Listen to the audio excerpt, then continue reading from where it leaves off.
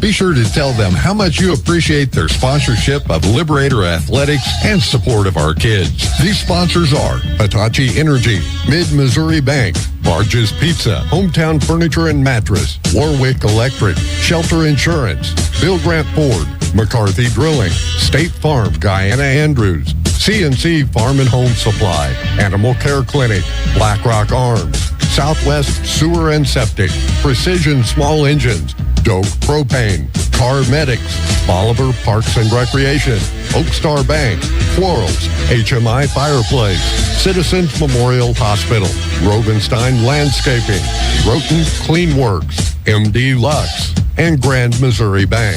Thanks for listening to this Bolivar Liberator sports broadcast made possible by these proud sponsors. Tell them how much you appreciate their sponsorship of Liberator Athletics and the support of our kids.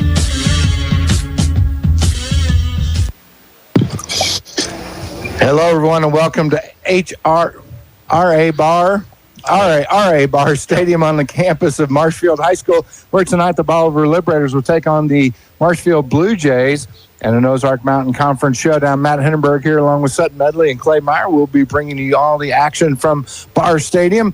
And the first time we've been here, I think we figured it out 8 years, guys. 2018 and playoffs. Playoffs. We was reminded of that by one of the people in the booth next door to us, the media person next door to us here, said it was 18 when we was here. So, and we got to thank them. They have been most hospitable. They came over, gave us their starters, then served us ribs. Slab of ribs, pretty tasty. Pretty good. So if we're get a little sleepy and stuttering, it's because we ate too many ribs. But the Liberators will be taking on the Blue Jays. Blue Jays coming into this contest undefeated. The Liberators 1-3. But strength of schedule, guys, the Liberators are probably put a little bit tougher schedule. Yeah, without a doubt, Matt. Just looking back, our first two games of the season, we've got Osage, and they are ranked number 8 in Class 3, and they're undefeated. And then the next game, we played Harrisonville, who's 4-0. They're not in the top 10, but they're getting several votes to be. They were last week, though. I don't know how they got voted out. They fell out, even though they won their game, but they did get replaced. But they're just right up there on the verge of going back into it. So, yeah, and then we had Branson, and then obviously the win last week, which was a big win for Liberators, getting them off on a good foot here to face Marshfield tonight. Well, Marshfield defeated Parkview in the first game 7-6, then they beat Reed Spring 28-6. I'm sorry, they're 3-1. They lost to CJ 49-15, and then last week they beat Hillcrest 12-7. Well, we're going to have a break for the national anthem. We'll be right back here watching Bolivar Liberator Football on MoSportsZone.com, listening on YourCountry 99. At Animal Care Clinic, they're not just another veterinary clinic. They're your pet's best friend. Their team, led by Doctors Levin and Lindsay Roten, offer top-notch care for all animals, big and small. From intensive care and checkups to pet supplies and grooming, they've got it covered. Keep your furry friend healthy and happy. Schedule an appointment today at animalcarebolivar.com. That's animalcarebolivar.com. Animal Care Clinic. Their name says it all. People choose Oakstar Bank for a number of reasons, from the high interest earning checking accounts all the way to a 30-year fixed rate farm loan. But really, it's our people that make the difference. Here at Oakstar, we believe that friendly service and a smile from hometown people that you know makes all the difference in the world. Come experience the difference a hometown bank like Oakstar can make. Oakstar Bank knows banking in Bolivar. Maybe it's time you get to know us. Member FDIC, an equal housing lender. Welcome back to Bar Stadium here on the campus of Marshfield High School. They told us the anthem wasn't going to be for a few more minutes and we were going to wait, but we got on the air and then they started the anthem. So again, it's the 3-1 Blue Jays hosting the 1-3 Liberators. And guys, this is not only a conference foe, but also a district foe. So this game's going to have a lot of importance to the Liberators tonight. Yeah, Matt, we were checking out that district standings earlier, and I mean, this is game week 5, so you can kind of start looking at that. The Liberators, there are 7 teams in the district. The Liberators are dead last. However, it's crucial that we get to the top 1, 2, 3, or 4 because you get a home game then. And we're only 7 points behind the 4th place team. So it's very doable. All we need is a couple quality wins, and I think that we can make that ground up pretty easily. And this Bolivar Liberator football game is brought to you by Mid-Missouri Bank here on MoSportsZone and KYOO. as we get ready. And, of course, the big news in this for most people, Coach tried to downplay it Sunday, Wednesday night. Clay was on assignment in Homer, Nebraska. I think I'd have rather been in Homer, Nebraska. I mean, not that the coach's show wasn't good, but after you telling us about it, I think I'd rather be in Homer. He's trying to play it down, but this is a homecoming for Coach Clardy. He went to high school here. He had only coached prior to coming to Bolivar at SBU, and so this is a pretty big night for him. Both his sisters work in the school system. His dad was the police chief here in Marshfield forever. And so it is a little homecoming for him. I'm sure it'll be a little extra pressure on him. He did say he tried to push that away from the kids, though. Yeah, and he was recognized before the band came on the field and everything. The PA announcer recognized him to the Marshfield home team fans, saying that he was an all-star person down here. He was starting quarterback for a couple 2 years or maybe 3 years. 3-year starter for the Blue Jays, and then obviously on to SBU, where after graduation there he began his coaching career. And we've had some very memorable games here. I think the last time we have lost here was the first game of Fred Bouchard's career, where we were up by about 4 or 5 touchdowns in the first half. He pulled all the starters. Marshfield came back and beat them.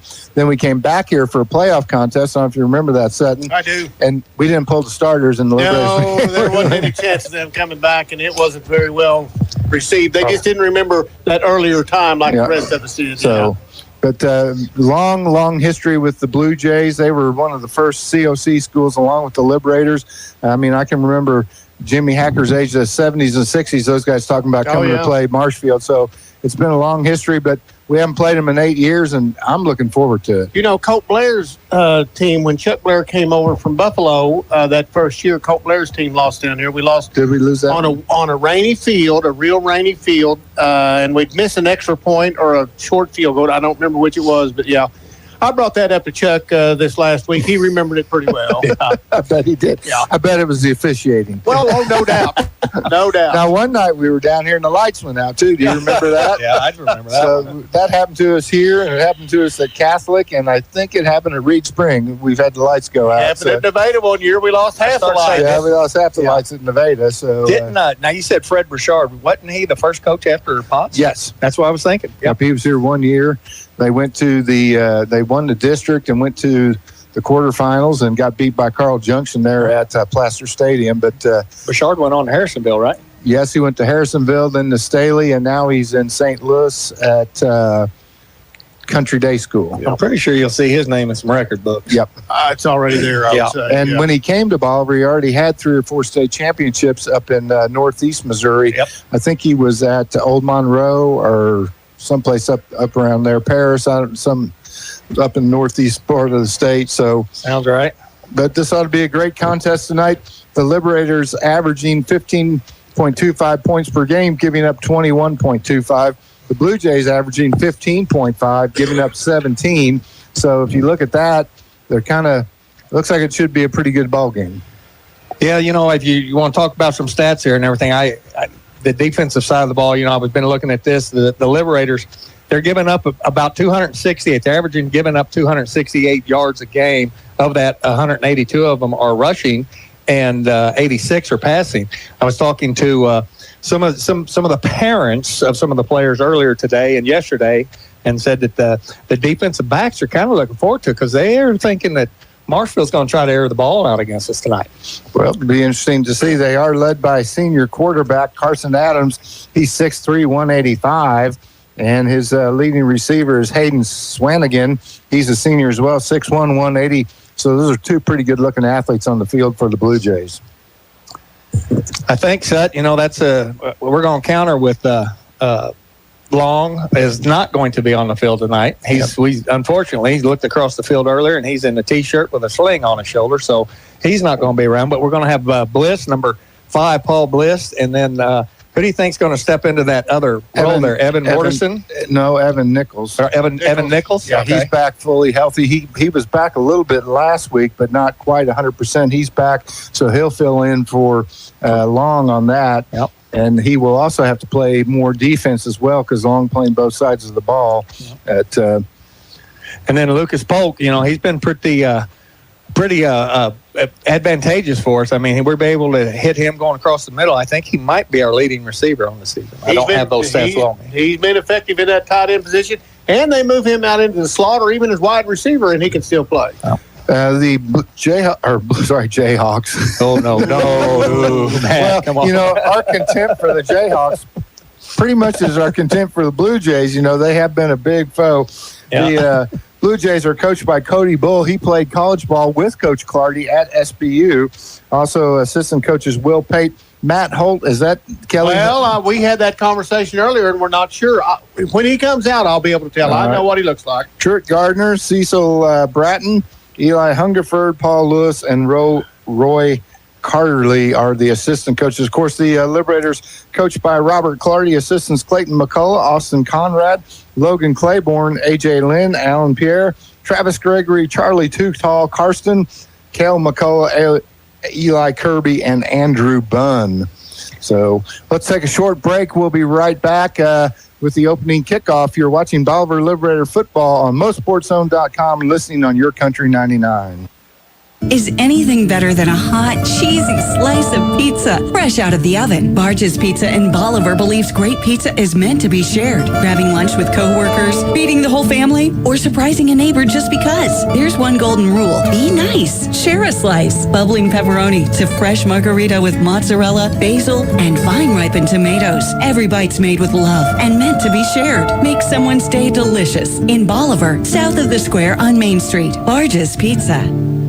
Mr. Google wants you to think you can fix your car on the internet. If you can just figure out what's wrong without talking to those greedy dealers, you'll save lots of money. At Bill Grant Ford, our appointment book fills every week with people who started on Google. And you might be surprised to know the labor rate in our shop is not the highest in town. What we can do for you is bring experience and training to a world filled with internet noise. We encourage you to be informed when it comes to maintaining your vehicle. And when your vehicle starts asking for help, see why it's better in Bolivar at Bill Grant Ford.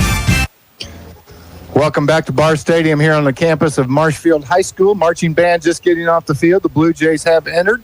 They will be in the blue jerseys, gray trousers with the blue helmets and white numerals. And the Liberators in the road white uniforms with the gold numerals and gold helmets, blue trim, as the captains are getting ready to go to midfield for the Blue Jays. Matt, you mentioned earlier that we haven't been down here since 2018, and for those listening at home, the big change I can tell you here at this stadium is they've got AstroTurf down there, and it looks good. I have to hand that to them. And when we got here at, what time was it, 5:30, not quite 5:30, they were lined up all the way around to the second parking lot to get in here. It is youth night. They had how many? 113 little cheerleaders out there on the field before game. Then they have the junior high kids ran in with the team tonight, so it will be a packed house here tonight at Barr Stadium. Pretty good crowd over there for the Liberators as well. Yeah, and those kids are a lot younger than junior high, too. I think that goes into the third grade or second grade. Yeah, that's kind of like Cheers group right there, okay. I think, Okay. Give Ashley Best a little something for homecoming next week. See how many kids we get out there. So captains for the Blue Jays, Carter James, he's a senior running back and linebacker. And then also Devin Aguera, a offensive lineman, senior. And Joshua Lambeth, a senior DN and running back. And the aforementioned Hayden Swearigan, the senior wide receiver. Captains tonight for the Liberators. Can you see him there, Clay? Number 10, that's going to be Banner. 2 is McCurry. 65. Clayton McCullough. And 59. That would be Essery. Logan Bunn. Logan Bunn. Yeah, Bunn. Yep. They're wearing the white jerseys with the yellow numbers, and they are extremely difficult to read. To see. We hope the lights don't go out again tonight. Other games around the area while we're getting a coin flip. Nixa last night defeated Lebanon, a darn good Lebanon team, 49-14. Nixa is the real deal, boys. Seneca at Aurora, Thayer at Houston, Lamar at Mount Vernon, Marionville at Diamond, Webb City at Neosho, Warsaw at Versailles, Carthage at Willard, Ash Grove at Miller, Republic at Joplin, Fair Grove at Clever. That one will be tomorrow. Nevada at East Newton, Mountain Grove at Kabul, Windsor at Stockton, Liberty at Willow Springs, Kickapoo at Glendale, Waynesville at Ozark, West Plains at Logan Rogersville. That's a big game in the conference and in our district. We'll be watching that one closely. Branson at Parkview, Willard, we already said Willard, Carl Junction at Hillcrest. Catholic will host Forsyth, Reed Spring at Stratford, Pierce City at Skyline, and Hollister at Buffalo. So those are the games of interest around here. Can you see who won the flip? They won the flip, and they're declined the defer. So Bolivar will get the ball to start things off here in the first half.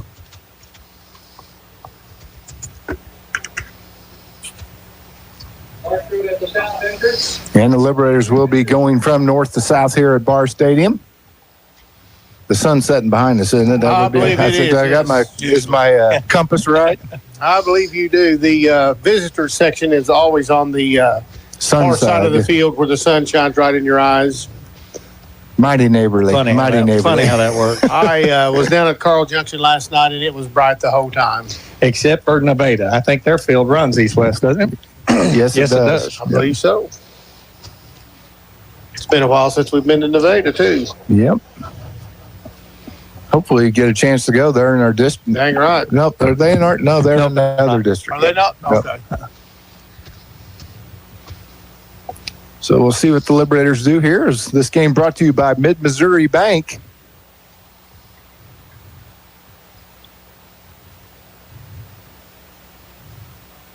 I guess that I can barely see I've got to really get around this corner here to see the scoreboard. They've kind of got it favored to the home field side of the field width-wise. If it was in the middle of the end zone, it'd be easy to see.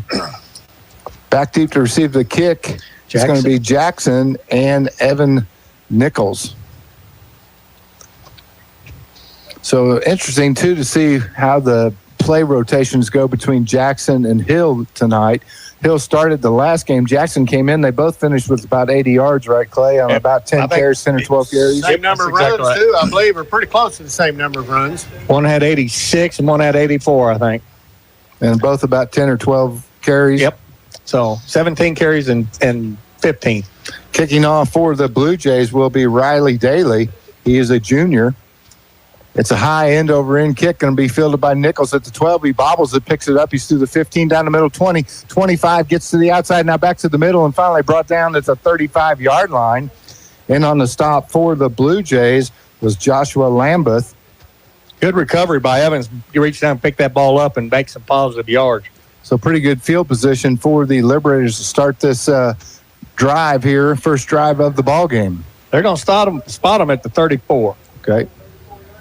You know, Nichols took his time, and he made sure he picked that ball up and then ran with it and got a good recovery out of it. Mortensen will be wide to the near side. Also in the slot on this side is Nichols. Out on the far side is Bliss, the up back. Now Nichols goes in motion. High snap. They hand off to Hill, who's carrying the ball. He's across the 40 to the 43-yard line. So a gain of 7 by the freshman leather lugger. And he way to get in front of the sticks, as Coach Clardy says. Absolutely. Good start for Hill, too. He kind of shook off a tackle and got some good yardage. Oh, I like the down marker over there. It's lit up. You can see it. It's a neon light. That's pretty neat. That's great for us old guys up here in the press box. Who are you calling old? Same formation for the Liberators. See if Nichols goes in motion. He does not. Banner takes the snap, fakes the handoff. He's going to run it himself, and he's got nowhere to go. I'm not sure that wasn't a busted play, guys. There will be no gain on the play. 3rd and 3. Yeah, he kind of, after Hill got past him, he kind of looked around to see, if there was somewhere he could go, and there really wasn't anywhere to go. I think the play was meant to throw over here in the flats, but the receivers were both covered up, and Banner wisely just tucked it, and he might have picked up a half a yard on that. Yeah, it brings up about a 3rd and 3, 3rd and 4. This time Bliss in the slot on the near side. Mortensen the wide out. They go with 2 tight, or 1 tight on the far side. And the handoff to Hill. He drives forward, breaks a tackle. He's going to be close. It depends on where they spot him. They're going to give that to him. It's going to be just shy of the 45. Yep. That's going to be first down. They spot it. And so that is another hometown mattress and furniture first down. First one of the ball game tonight for the Liberators. And we got the call right even. Hometown Furniture and Mattress. I bet Randy and Brecken are watching right now. Randy scratching his head said they finally got it right. They got it right. The first time. I talked to him at a golf tournament. He said, I don't mind you guys getting it wrong because you just have to say it 2 or 3 times. And he said, you give me a lot of pub there. Now Pope goes in motion from the near side to the far side. Banner takes a snap looking to throw. Throws it across the middle and incomplete. No flag on the play. And Nichols wanted the flag. Clay wanted the flag. I'm not sure. I thought he had a saddle on him there for a second. So 2nd down and 10 now. Good seeing him trying to get Nichols involved in the offense. He hadn't had very many offensive snaps since he got injured that first game. And he is replacing Long, who is injured.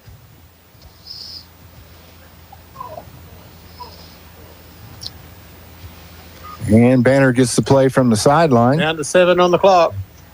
2 to the far side, 1 to the near side. Now they send a man in motion from the far side to hand off to Hill up the middle. He dives forward, gets up just shy of the 50-yard line. That'll bring up 3rd and a long 5, short 6 for the Liberators. 10:01 left to play here in the first quarter. Still no score, but the Liberators are matriculating. So 3rd and 6. What do you think here, guys? I'm going to say you're going to get it to see a handoff to Hill.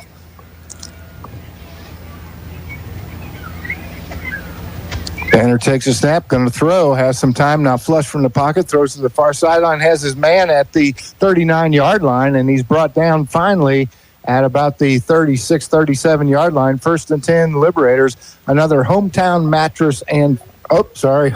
furniture and mattress. We just got it right, and then we got it wrong. Sorry, Randy. He threw that one on the line, too. He He buzzed that one in there. Who was that to? I couldn't see. Well, I couldn't either. I believe it was Nichols. Okay. Well, it is now. Doesn't matter if it's right or wrong. It's official in our book. Exactly. Again, 2 over to the far side, 1 to the near side. Poke the up back on the near side as well. From the pistol, Banner takes a snap. Looking to pass. Throws it deep down the middle and overthrows his intended receiver, Mortensen. And Banner took a shot after he unloaded that ball. Yes, he did. Had a defensive end coming in from his blind side. I don't know if he could see him out of the peripheral or if he just felt him coming. He kind of hurried that pass and just let him just a little bit too much. But he was open. He had a step on him down there. 2nd down and 10 stops the clock at 9:05. Beauty time, Clark? Any of you boys ever seen Strange Brew? Yeah. The Blue Jays jump. Yeah. Good So hard that's count. going to be a 2nd down and 5. That's a good way to get ahead of the sticks. Good call by Coach Clardy. Blue Jays feeling a little antsy. That's also a good time to run a middle screen when they're coming that hard all the time. They are playing a 4-3.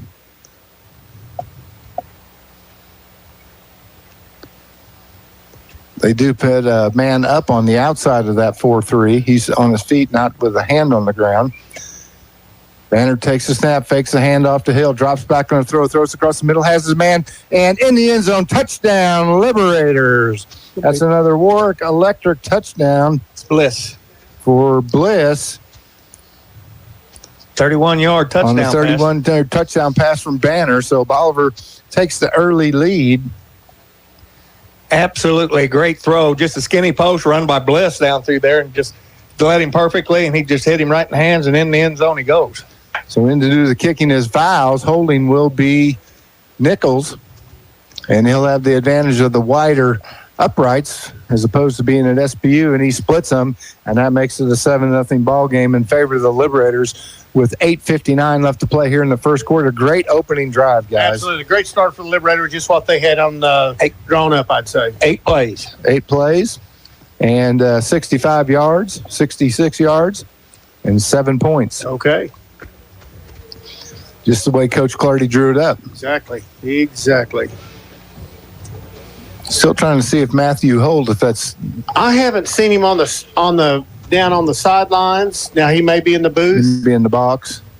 Surely Kelly's watching or listening to us. Well, he could text one of us and let us know. He may have already texted me, and my phone's in Bolivar. Said he left his phone in the car when we left town.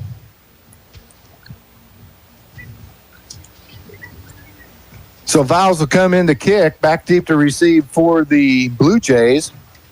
It's going to be Case Steinbach. He's a junior, 5'10", 165 on the far side. It's going to be Gabriel Bridges. He's a freshman, 5'8", 150. I'm guessing he's got some wheels, boys. That would I'm be gonna my say he's guess. fast. That would be my guess.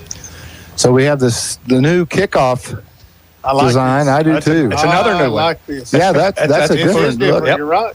Viles with the end-over-end kick. It's going to be fielded on the far side at the 10 by the freshman. He's to the 15, the 20, the 25, and finally dropped. And did he lose the ball? Marshfield coaches seem to be pretty. Oh, no, it's Bolivar coaches over there. Yeah. My bad.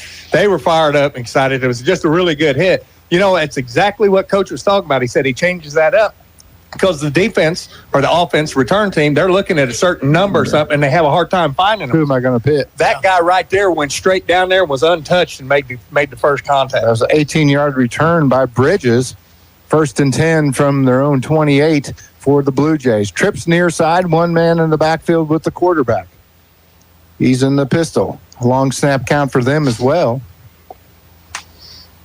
Carson Adams, the quarterback, good-looking athlete, 6'3", 185. Takes the snap, throws a little bubble screen over here on the near side, caught at the 25, up to the 30, and finally brought down at the 34-yard line. 14. And making the grab for the Blue Jays was Leighton Callaway. Ryland Steigers. Steigers got the stop for the Liberators. But it's a gain of 6 for the Blue Jays. Callaway did a good job. The ball was kind of thrown behind him. He turned and got it and was able to get some forward motion.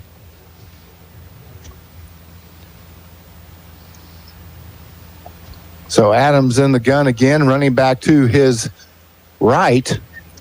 One receiver far side, one near side. He goes in motion, almost like a flex, hands off to the tailback, and he's going to drive forward, and he will pick up the first down as he gets to the 40-yard line, and the Blue Jays move the sticks. Kel McCurry was first to hit him kind of in the backfield, but was awful low on him and wasn't able to get them legs wrapped up, so he's able to get forward there for that first down.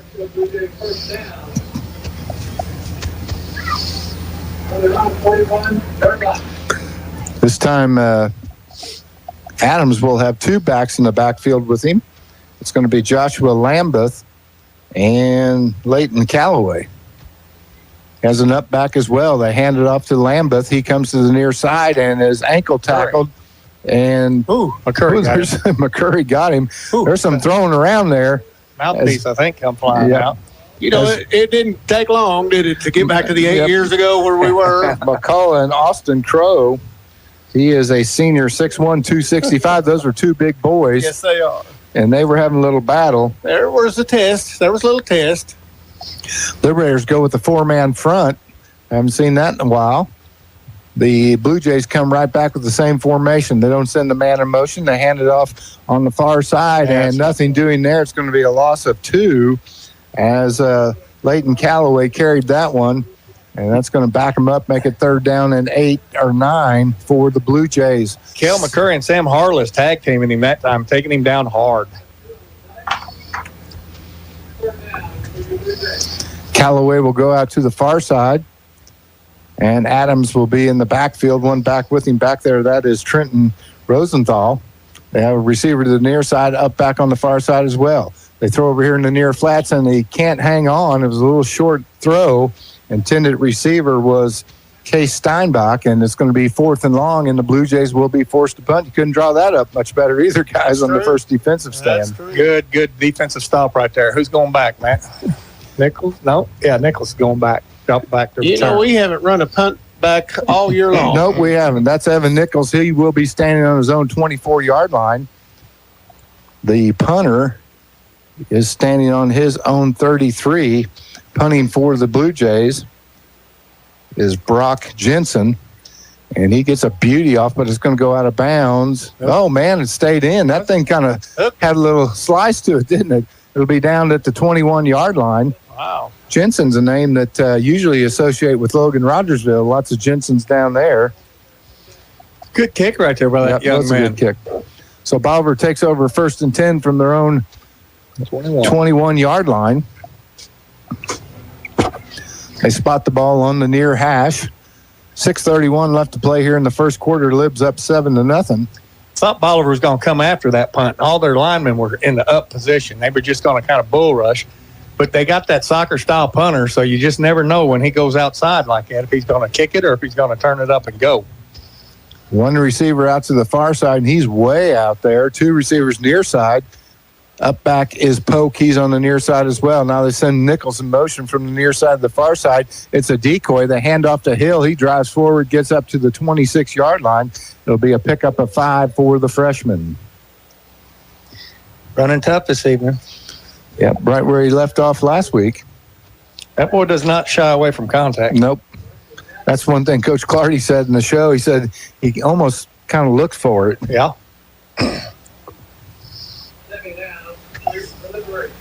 2nd and 5 for Bolivar.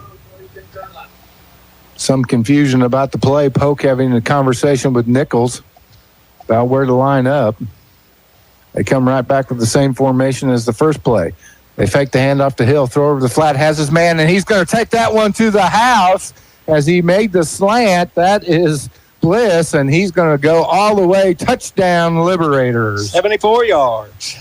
Great call play, quick slant, and he just outran everybody. Yep, and he only had one man to beat. He beat him, and then he was off to the races, and Bolivar goes up 13-0, just like that with 5:41 left to play here in the first quarter. 10th play of our offense in that first quarter, and that's 2 scores. Yeah. that was a Warwick touchdown. Yep. Is that correct? That's a Warwick touchdown, Warwick Electric. Okay.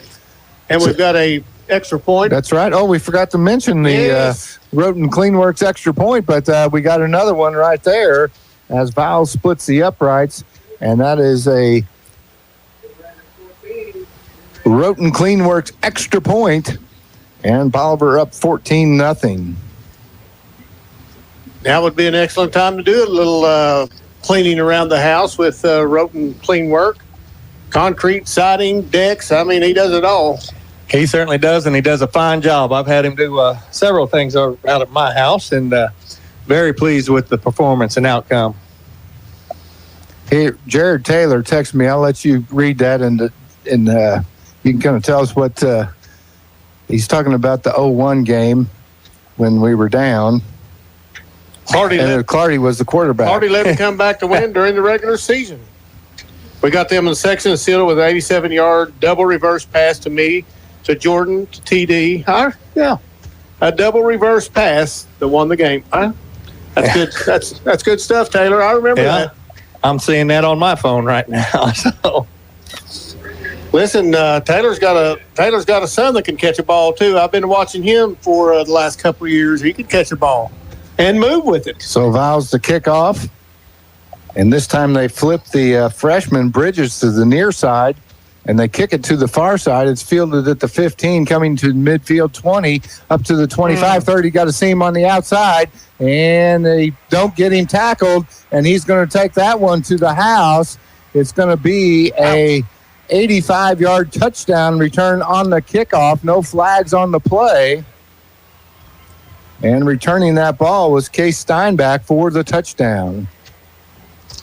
Unfortunate. We had a player get all the way through, but he overran the ball carrier and wasn't able to make the tackle. Vowles tried to make a tackle and couldn't quite get it. He tried to knock him out of bounds.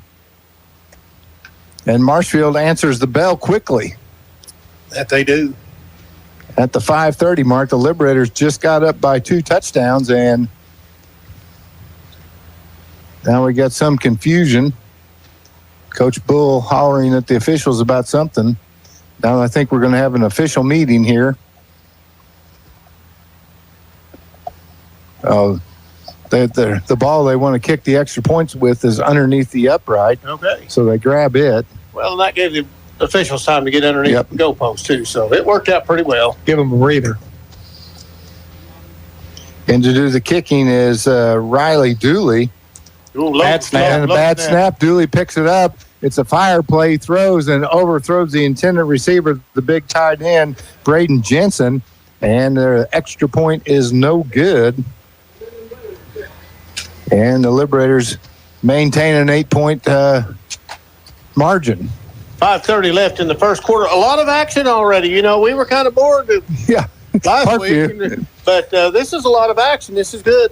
Well, you know, we've never returned a kickoff back this season for a touchdown. We haven't. We might now. All year long, we haven't returned one. If that happens, this is going to turn into a track meet. Yes, it will. Yes.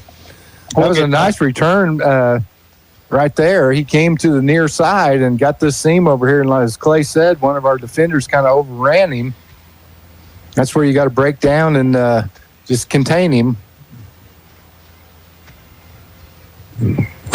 Well, when you're on a kickoff coverage team, you're a headhunter. You're going down there trying to hit people, and sometimes emotion just gets to you, and you just miss the play. You just get fired up and go.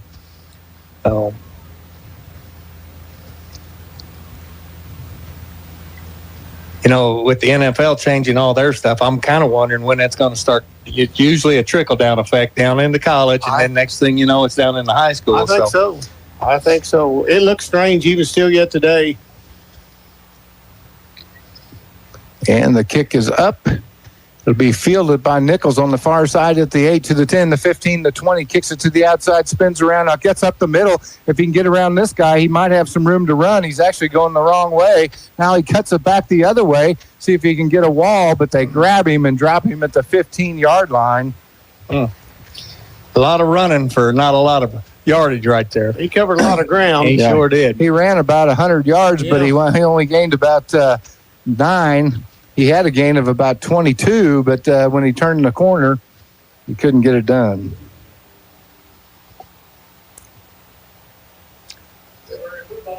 The Liberators take over on the 15. Hutchinson come out here on the Mortensen to the near side. And it's going to be Bliss to the far side. They hand it off the Hill. He finds the seam across the 20 to the 25 to the 30. Finally dropped at the 32-yard line.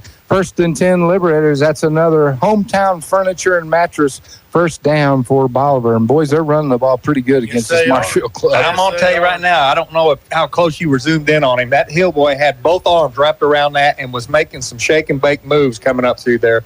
Good for about a 17-yard pickup. 1st and 10. Mortensen near side.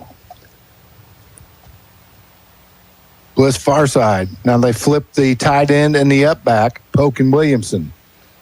Banner takes the snap, hands off the Hill. He works to the outside, breaks a tackle, and gets stopped at the just shy of the 35-yard line. It'll be a gain of about 2 on the play. Nice lead block out there. I couldn't see who it was, but he had a pancake right in front of him, Hill. Yeah, the kid that made the tackle done a really good job there. Yeah, if he could have shook him, there. he could have got another 6 or 8 yards, but he made a really good open field tackle.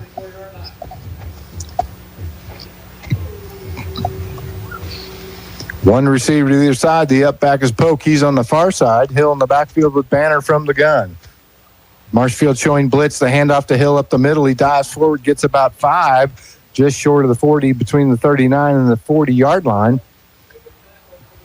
And we're at the 4-minute mark here in the first quarter. 14-6 in favor of the Liberators, but they are matriculating on this drive. 6 on that. 3rd down and 4. Well, I said we'd do Hill or run a pass play or run Hill last time, and we did the pass play. Let's see what happens this time on our 3rd down. I might go right back to that slant. Look how they're lined up. There's no free safety. He's only playing 8 yards off the ball. Instead, they go to Hill. He picks up the 1st down across midfield, still on his feet, still chugging. Finally dropped at the 38-yard line of the Blue Jays. Liberators get into Marshfield territory, and that's another hometown furniture and mattress first down. Good. Great run, 24-yard run. Good running by Hill. He just kept chugging, kept his feet moving, kept shaking off people, and made a great play. I'm just going to leave that hometown furniture and mattress deal up there. I think we're going to have another 1st down on this play. Kind of like it. Jackson in point. Mortensen near side, Bliss far side, Jackson in the eye behind Banner. And they're going to hand it off to Jackson. He finds a hole, cuts it up the middle, and hit and drove, but he is going to pick up 4 with the forward progress. 1, 2. Second down and 6. Good game by Jackson. Yep. His first carry tonight. Yep. Well. Hill's going to get a little breather. He's also playing inside linebacker on defense. Now Jackson stands beside Banner, and the Jays jump off sides again. Okay. So that's going to be close to a first down. I think it'll be second down and about 1 with the laundry on the field. 2:42 left to play here in the first quarter. It opens up the playbook quite a lot right there. Anything can be ran. You can go for the end zone, and in that third and short, you can do all sorts of stuff right here. That's I'm kind of like you, Matt. I'd run that same formation because they're not having a safety at all back there. No, their safety is really playing more like a strong safety at about 7 or 8 yards off the ball, and he's always away from the wide side of the field too. So if once that receiver beats his man on the slant, it's wide open. Now Jackson flip-flops from the far side to the near side to Banner in the backfield. And they fake the handoff, going to throws a fade into the corner. Flag on the play, though. We got a holding. It's going to be pass interference. They went to Bliss in the corner for it all, and the defensive back had a hold of one of his arms, and that's going to be 1st and 10 after this 15-yard penalty. If you could see it, the defender was actually in pretty good position. He was turned, he was looking for the ball, and he reached up with the right hand, but his left hand had a hold of Bliss's right arm, and he couldn't get his arm up. So now you guys should have seen Clay acting that out here in the booth. It was a good job, Clay. I mean, I believe he's been held before. So that'll move him down to about the 9-yard line. Yep, that's where we're going to spot it, just between the 9 and the 8.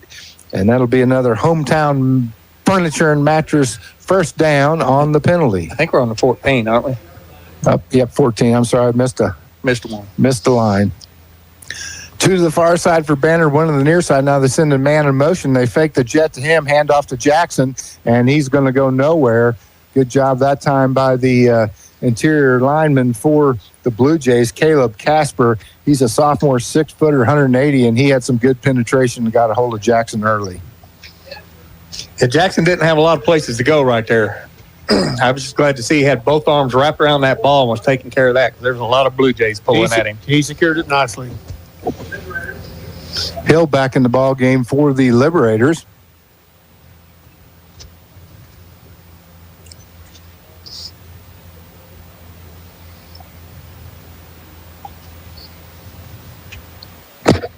Trips far side, 1 receiver near side. That's going to be Mortensen. And now we got timeout Liberators. And Coach Clardy didn't like something he saw, so we'll take a timeout as well. You're watching Bolivar Liberator Football on MoSportsZone.com, listening on Your Country 99. Black Rock Arms has the best deal in town for guns, ammo, optics, knives, camping supplies, and so much more. Whether you're stocking up for the range or prepping for your next adventure, Black Rock Arms delivers quality and savings. Located right next to the movie theater in Bolivar, it's the go-to spot for all things tactical and outdoor. Visit in person or explore their full selection online at blackrockarms.com. Black Rock Arms, your pawn shop patriots, and where adventure meets firepower. They've gone before us, they've taught us to live life to its fullest and to treat every moment as a precious treasure. Now it's time to celebrate their life. Hi, I'm Kyle with Butler Funeral Home, and we are committed to you and your family ensuring that every detail and personal wish is met for your loved one's funeral service so that you have time to reflect and celebrate the life. And with one of the largest chapels in Missouri, you can celebrate with plenty of friends and family. Celebrate life with Butler Funeral Home, located in Bolivar and Humansville, or online at butlerfuneralhome.com. Celebrate life with Butler Funeral Home. Welcome back to Barr Stadium. They hand off to Hill, and he drives forward, picks up about 2 yards, but it will be 3rd and about 11 still for the Liberators after the last play where we had the loss. They're saying no game. They moved the stick a little bit, maybe a yard. I'd give them a yard. I believe they've improved the lights here as well, guys, besides the new road. Oh, by far. By far.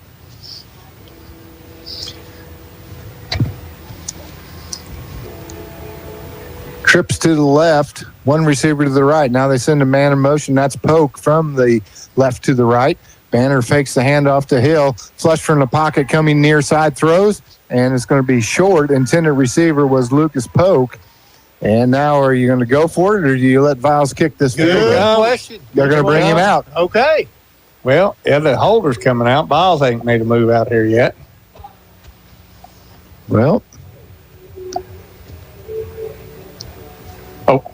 Yep, he's out there. Is he? Yep. He must have run in from the other side. So Evan Nichols to hold. Like he's going to kick from the about the 23. Yep. Oh, that'd be a 33-yarder. Yep. What did he make last week? Was that about that, wasn't it? Yeah, I don't remember. I think it was it 33 or 27, somewhere in there. I can't remember. Snap is back. The kick is up, and it's blocked, and is fielded by the Blue Jays. They come to the near side, and they'll be run out of bounds at about the 41-yard line. And there's a little extracurricular coming over here on the Blue Jay sideline. Picking up the block kick was Caleb Bull, sophomore. I'm guessing that's Coach Cody Bull's son. Not too many people with the last name Bull. I remember one guy named Sitting. That's right. That's been a while back. All right. So Blue Jays get the ball 1st and 10 from their own 42-yard line to start this drive with 42 seconds remaining here in the first quarter. Liberators need to shut them down and get this momentum back in favor of the B-Town boys. Without a doubt. In the gun, back on either side. They hand off, come to the near side, and they're going to lose 2 on that one. And all over that play. Essery and Hill? Hill. Yep. Good job getting through there and getting that tackle for loss right there. Ball carried by Callaway.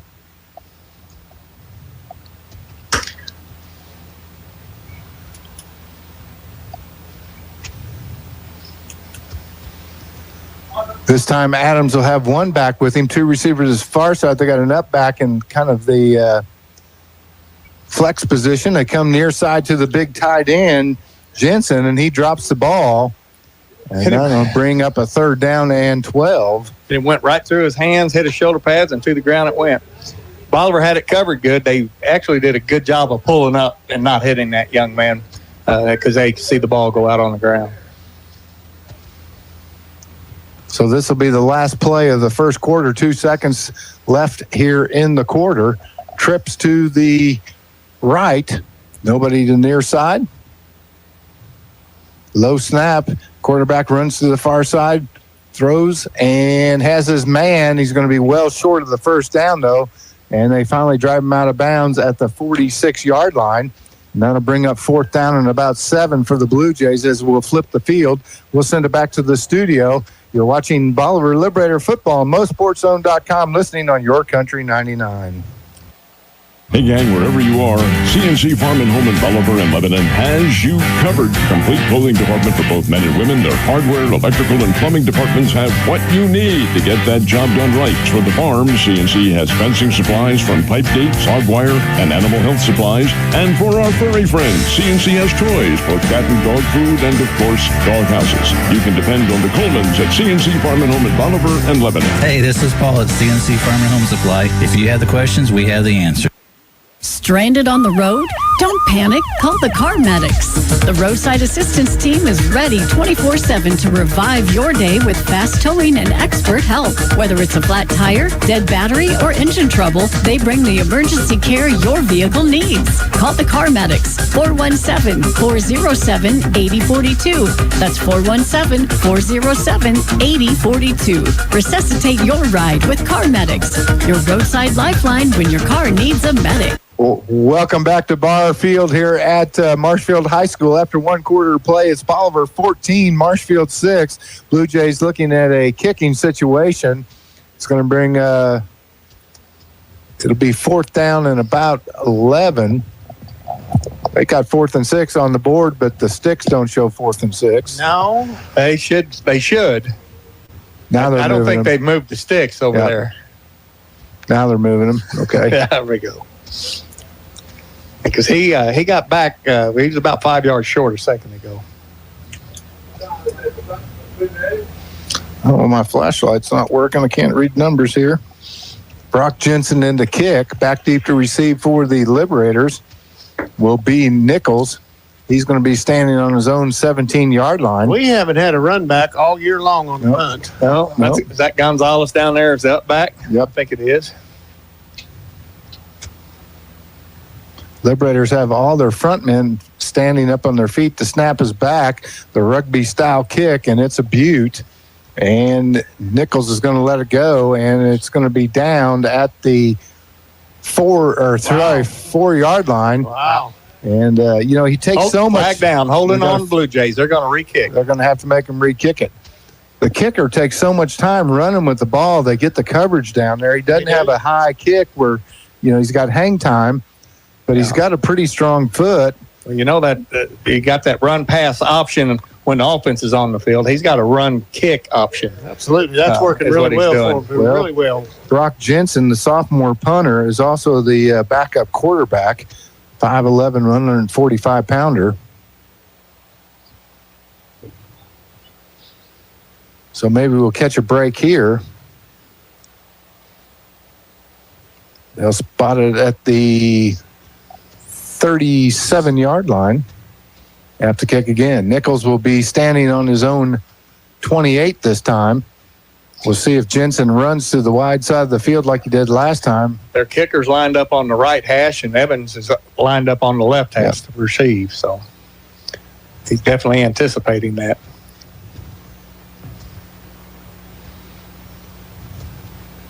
And this time he just boots it, and Nichols is going to pick it up at the 25, cuts it back to the 30, 35, 40, goes midfield across there, and finally knocked down at the 45-yard line of the Blue Jays. What a nice return by Evan Nichols. I didn't think he ought to pick it up, but he made it work, guys. Good 35-yard return. Yeah, and that's about 50 yards plus of where we were just a few minutes ago. So that's a really good. There is a flag on the field at about the 45-yard line over on the far side. And I'm guessing that's going to be an illegal block. Marshfield pointing at us. Marshfield players are. We'll see what the officials point at. Say that flag's at the 46. So the possession would have changed, though. So we'll keep the ball. It'll just be 10 yards from the penalty flag. Looks like you're going to take it. Yep. Back to the 45. So still 44-yard line. Yeah, that's still 40 yards better than what we had on the first kick. So Bolivar takes over 1st and 10 from their own 44 with 11:35 left to play here in the first half of this Ozark Mountain Conference matchup between the Blue Jays and the Liberators. Blocking the back. And that did spring him for about the last 10 yards of that run.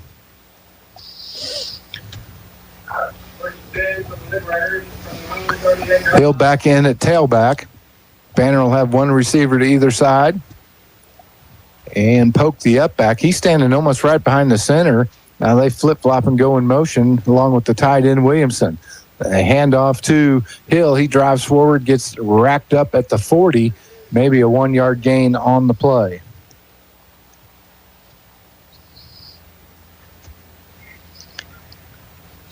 Hey, guys, they're going to start carrying the Kansas City Chiefs here on KYO now. Really? Yep.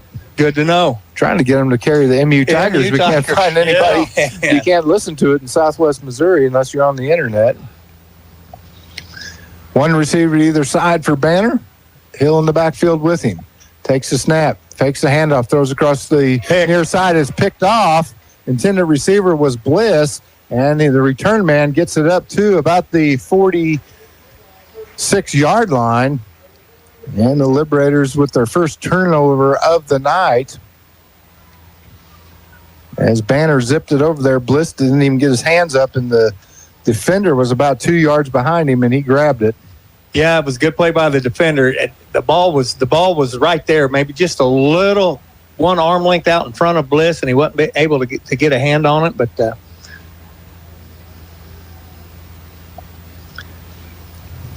around, give them. So Adams will bring the troops out. He'll have two receivers out to the left, up back here on the near side, back in the backfield with him. Adams takes the snap, hands off to the tailback, and there's nothing doing there as he is hammered at midfield. McCullough in on the stop, along with Bunn. When they switch to that four-man front, it's kind of negated their running attack. Liberators appear to have scouted Marshfield pretty well. The Blue Jays have not been able to do much offensively. The lone touchdown coming on the kick return, but Bolivar's really held them pretty much in check all night, guys. I think they only have 2 first downs. Adams from the pistol.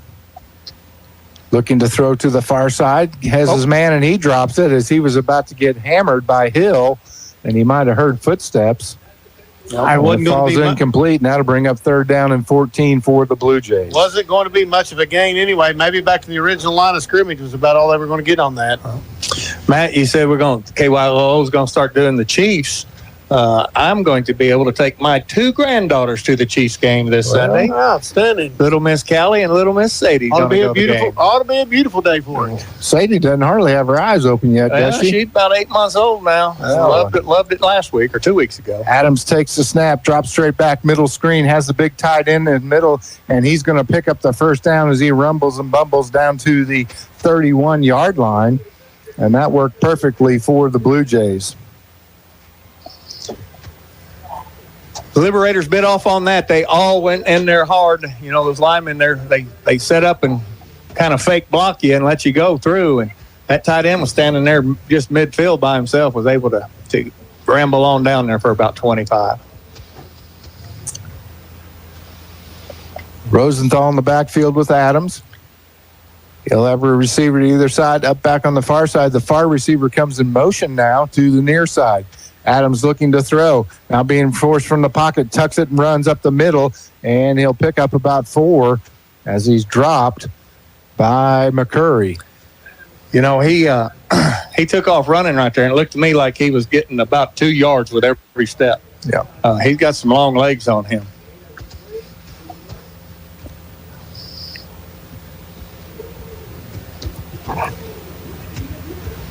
So they get the play from the sideline.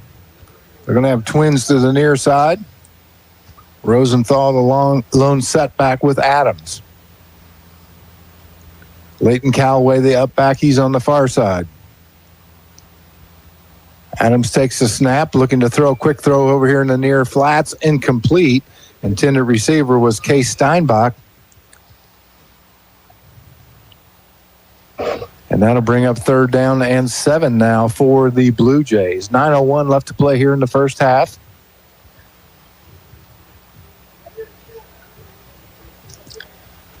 Marshfield trying to do a little passing against the Liberators. Liberators have got 6 interceptions on the season in the first 5 games, or first 4 games. So they haven't been able to run on the Liberators, so they're going to try to the air, and it hasn't been too successful in the air either for the Blue Jays. Trips near side this time. Rosenthal, the setback with Adams from the pistol. Takes the snap. Counter to Rosenthal, and he gets maybe a yard. Good job by the defensive front to stay home. Exactly. Play assignment football and stop that.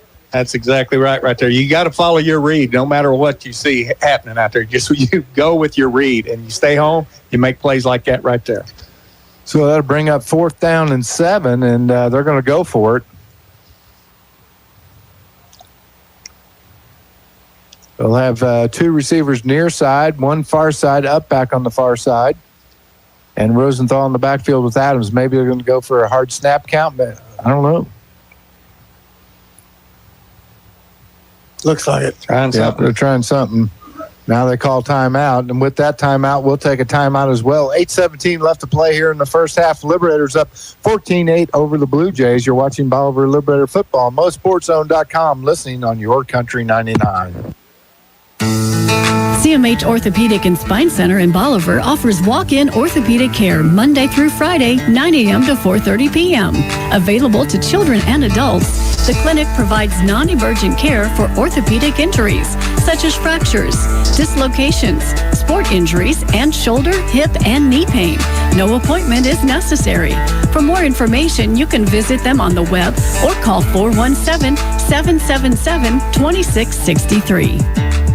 Who's keeping you toasty this winter? For more than 30 years, Jim and Roberta Joke have been keeping folks warm in Polk County. They offer propane delivery, new system installs, new and used propane tanks, bottled propane, and so much more. They deliver clean, affordable American propane in a fast, friendly, and courteous manner that you can depend on. If you're on the fence about what propane company to use this year, give them a call at 326-6111 or visit them just a block north of historic downtown Bolivar. Doak Propane, a proud sponsor of Liberator Football.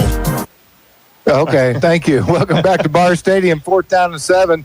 Blue Jays going for it, low snap. They fake the handoff, looking to throw. Adams, flush from the pocket, comes near sideline, throws across the middle, has his man at the 10, missed tackle, and he's going to take it to the house. Touchdown, Marshfield. It's a 27-yard touchdown pass. Hang on. No flags. I've never seen a touchdown signal here, Matt. This guy's got his foot on the 1. Yeah. They're going to line up for it, but I never did see them give a touchdown signal. So the Blue Jays pull within 2. Finally got an answer here from Kelly Holt. We'll see if that is his son. Nope, it's not his son. Okay, good, because we didn't see him down there. Yep. So they're going to go for 2. And the quarterback is actually, nope, that's 13. He'll be in the pistol. 2 men to the near side. Rosenthal alone set back with Adams. Takes the snap, fakes the handoff to Rosenthal, throws across the middle, has the big tight end wide open in the back of the end zone. And the Blue Jays have knotted this game up 14-14 with 8:08 left to play with the 2-point conversion. Wow, we must have had did somebody go down in the end zone? That tight end was wide open coming from left to right in the back of the end zone right there. Not sure what happened, if our defender got caught up in traffic or if he went down or what. Couldn't tell. He was the tight end was just camped out back there. Yeah. He had the campfire going in the whole 9 yards. He wasn't moving. Okay. Not to score 14-14. Turnover converted into a touchdown, and now we're right back at tied up. Coach Clardy talks to us every week about the turnover ratio, and the Liberators are behind in that. And you just give us that break where we catch one of them touchdowns or one of those turnovers and turn it into points. We haven't done that all season. Oh, it makes a difference. And Huge I think difference. about every one of our turnovers have been turned into points by our opponents. It sure seems like and it. right there, just a case right there, 8 points off that one turnover.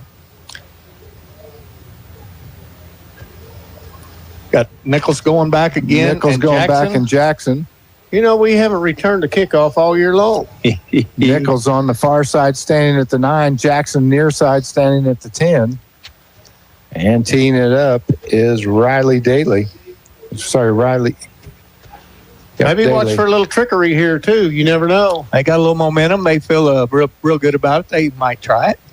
Nope, it's an end-over-end kick fielded by Jackson at the 15 to the 20, midfield 25, and still driving forward to the 30. It's going to be about a 16-yard return for Cyrus Jackson on the kickoff. And Bolivar will take over 1st and 10 there. Now what the Liberators have to do here is not turn the ball over and get points on the board. Be nice if they ate up a lot of clock as well. Yeah, Marshfield will come out and they'll have the ball to start the second half. Yep. So we need to secure the lead here before the end of the half.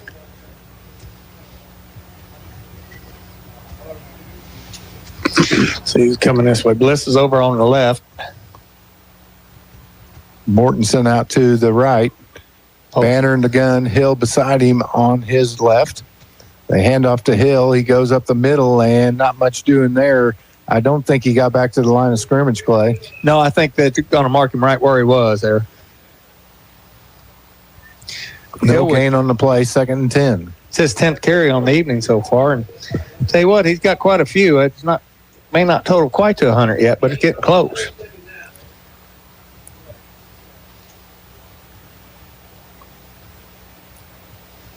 So we'll see what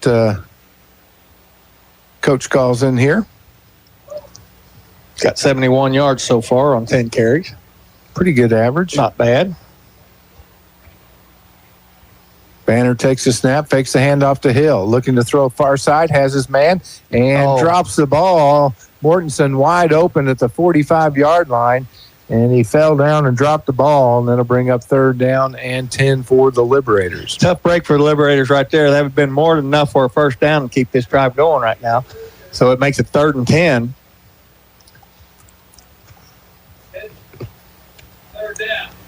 That's definitely passing down. Again, I'm still thinking you go back to that slant.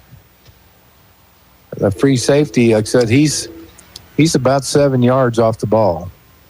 Now one of the linebackers backs up. They send a man in motion. Banner looking to throws over on the far side of the little bubble screen. He has got to break that tackle, and he doesn't. Is that Hill? Hill gets up to the 35-yard line, but it'll be well short of the 1st down. Oh, I think that was Nichols. Was that Nichols on the catch? Yes, it was. It developed pretty nice. You could see, but he just had to beat that one man, and unfortunately that man did get a hold of his ankles and brought him down. That's going to bring in Viles to kick. Going back to return it for the Blue Jays will be Leighton Callaway.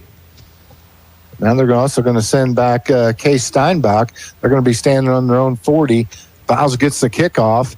It's a pretty good one. It bounces at the 40, and it'll roll down to about the 27-yard line, 28-yard line. So nice kick for Viles, and Blue Jays take over 6:25 left to play. Miles gets run into down there, but then he doesn't go down. He's got to learn how to act a little bit. Do a little acting job. That brush might get us a 1st down one of these days. That's a good punt by the young man, though. So Adams brings the troops to the line. He will have Rosenthal in the backfield with him, 2 receivers near side, up back on the far side for the senior quarterback. Takes the snap. It's a low one that bounces off the carpet. He throws over here to the near side. He has his man up past the 30, 35, finally driven out of bounds at the 40. Making the grab is Case Steinbach for the Blue Jays, and that'll be enough for a 1st down for Marshfield. Boys, I think we could probably turn that air conditioner down a little bit. Is it getting cool? I'm on it. It's just kind of nice having air conditioning. It is nice having air conditioning. This time they send 2 receivers out to the far side. Steinbach in the backfield with Adams. They throw a little bubble over to the far side and get the grab and able to get across the 45 and then dives forward. It looked like he was going to be down, but he drives forward. That was Steinbach. Yeah, I thought they had him right there at the 45, but he did. He was able to stumble forward, pick up another 3 yards right there, putting them in 2nd and short. Steinbach wide over here along with Callaway. Adams takes the snap, hands off to the tailback, Rosenthal, and he loses about 5 yards on that play. Quarterback kind of hit him with that ball, and it bobbled. He bobbled it a little bit, and he was trying to regather it up before he took off, and it gave us opportunity to throw him for a loss of about 3 yards. Was that Hill on the stop for the Liberators? I couldn't. Yeah, I believe it was. I was kind of watching for that ball to come popping out. I thought we were going to get the fumble. 5:20 left to play here in the 1st half, and you got to stop them here because, like Sutton said, they're going to have the ball to start the 2nd half. And that middle 8, you don't want to give up 2 scores. And Adams takes the snap, a straight quarterback draw, and he's going to pick up about 6. He'll be just short of the 1st down. That'll bring up 4th and about 1. We'll see if they're going to go for it right here. I bet they do. They're going to. We're bringing in a couple more linemen here, I think. Well, now I think they're going to send the punt team out. Well, you said that punter's their 2nd-string quarterback, backup quarterback. I think he's got the run, pass, kick option when he's out there. They're down to 10 on the. Well, they're lined up for it. We're still not sure what they're going to do. Yeah, possibly. So maybe try and get his jump off sides. Maybe he's going to run. He runs, and he doesn't get it. Short. And the Liberators will take over just inside Blue Jay territory as they stop them on 4th and 1 with 4:17 left to play here in the half. So we need to get one punched in here to end this half. Great job by the Liberator defense right there, bowing their backs and not giving them that. But it was pretty short 4th down attempt right there for the Blue Jays. Good field position. We got 50 yards to go to pay there in, 5 minutes? 4:17. 4:17 to go. Plenty of time. They mark it right on the 50. Couldn't be any more squared up than that. Hill will be the running back beside Banner. 2 receivers near side, 1 far side. The up back is Polk on the far side. And they hand off to Hill. He drives up the middle and he picks up about 2 yards. Stopped on the play by the middle linebacker, David McGuire.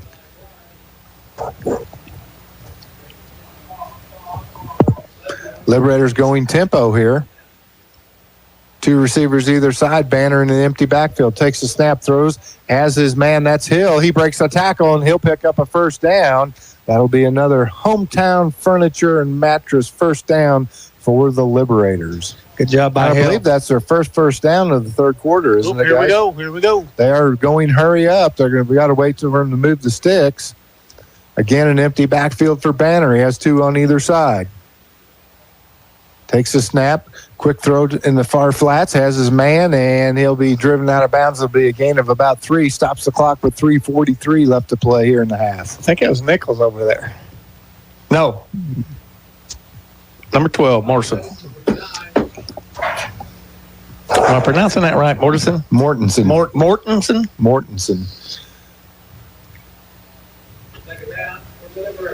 So they slow it up a little bit. This time they'll put Hill in the backfield with Banner.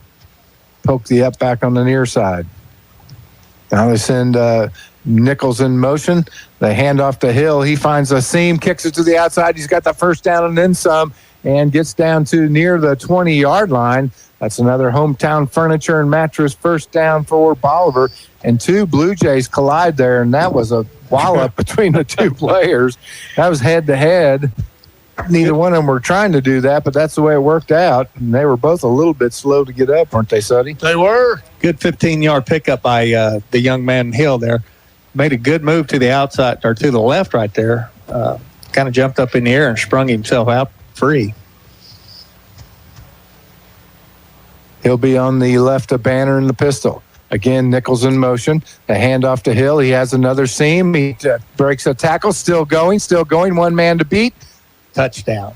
No, they're going to say he's down at the 1-yard line. Wow. That's another hometown furniture and mattress first down. And what a tough piece of running right there by the freshman Hill. Very good. 21-yard run. He needed 22 to get paid there. Give it to the young man and let him finish his drive. Finish it off. Or fake the handoff to him and bootleg Banner in. Because they're looking for Hill to get it here, and they give it to Hill, and he dives forward, and he has... They're not going to give it to him. Not going to give it to him. So it'll be 2nd goal to go from the 1-yard line.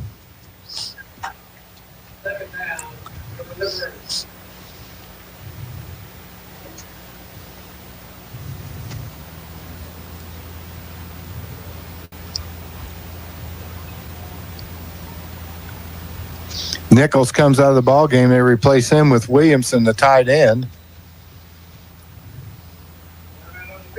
And timeout. Bolivar. I don't know who called it. With that timeout, we'll take a timeout as well. You're watching Bolivar Liberator Football on MoSportsZone.com, listening on YourCountry 99. Has your local bank stopped feeling local? Hello, this is Matt Hindenburg with Grand Missouri Bank. At Grand Missouri Bank, we are proud to be the only locally chartered bank in Bolivar, with local owners and decisions made right here at 1630 South Killingsworth. You'll always work with our friendly, experienced team.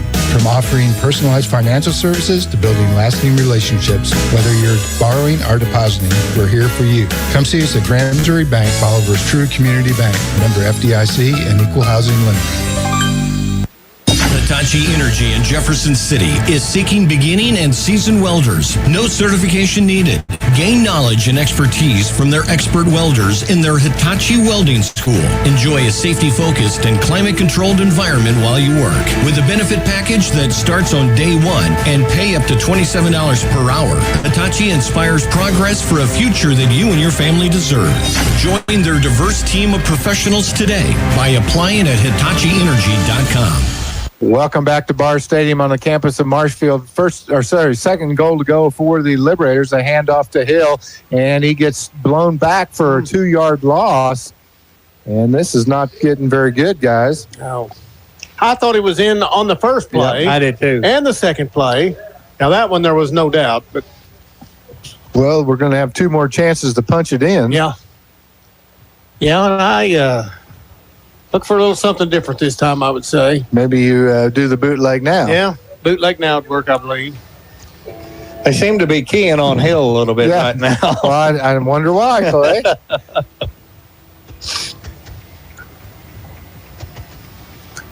One receiver to either side for Banner. Hill in the backfield. They fake the handoff throw, and that's got to be a penalty flag. A pick. Was it pick? Yeah, it was a pick. Yeah, it was tipped up in the air and batted, and their safety caught up with it. Gosh, dog it. That was Caleb Bull making the interception. Holy smokes. And what a bad break right there with 1:41 left to play in this first half. The Liberators looking at a 1st and goal to go from the 1. And instead, they get the turnover, and Marshfield will have it back 1st and 10 from their own 20. Marshfield with 1 timeout remaining. They called the last timeout. Boy, I'll tell you what, that's a heartbreaker right there, boys. Agreed. Defense, do it now. Adams in the gun. To near side, the up back comes in motion. A handoff to the tailback. He finds a seam. He gets up to the 30, and he's going to have the first down. And Marshfield feeling their oats right now, guys. Absolutely. You let them stick around, and people get momentum going. And next thing you know, you're kind of just holding on for dear life. And that's right now is what the Liberators are doing, trying to get out of this half with a tie ball game. Marcelli in at tailback. He's the one that just picked up the first down. They come right back with the same formation. Again, the man comes in motion. They hand off to Marcelli, and this time nothing doing there as the Liberator driving backwards. And there's another suplex. We got a Liberator down, I think. He's slow to get up and came up. That's Esri and Harless in on that stop right there, and a good job by them young men. Stopped them for a loss. The down Liberator was Hill.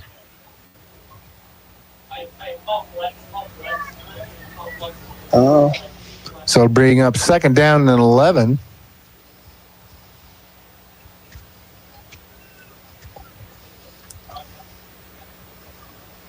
They send a man in motion from the near side to the far side.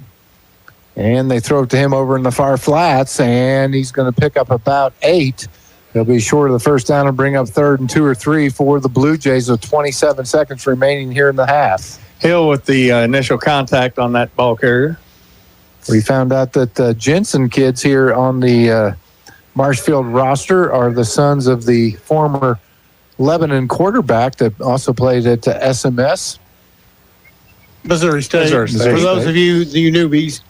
Well, I think he played for SMS. I don't think he played for MSU. And they throw over in the far flats, have their man. That'll be a first down. And did they get him out of bounds and stop the clock? It looked like they did. There's 0 on the play on the game clock anyways. So I think that's over. Oliver's headed. Yep. That'll end the half. After one half of play, we're knotted at 14 here at Barr Stadium. And we're going to take a break. We'll be right back with the Shelter Insurance Halftime Show. You're watching Bolivar Liberator Football, listening on Your Country 99. HMI Fireplace is here to serve your community and promote local youth sports programs. It's in HMI's history to keep your home safe and to be on the ball when winter strikes. Come into HMI Fireplace and let them write up the best defense for Old Man Winter today. Look them up online at HMIFireplaceshop.com or give them a call. No one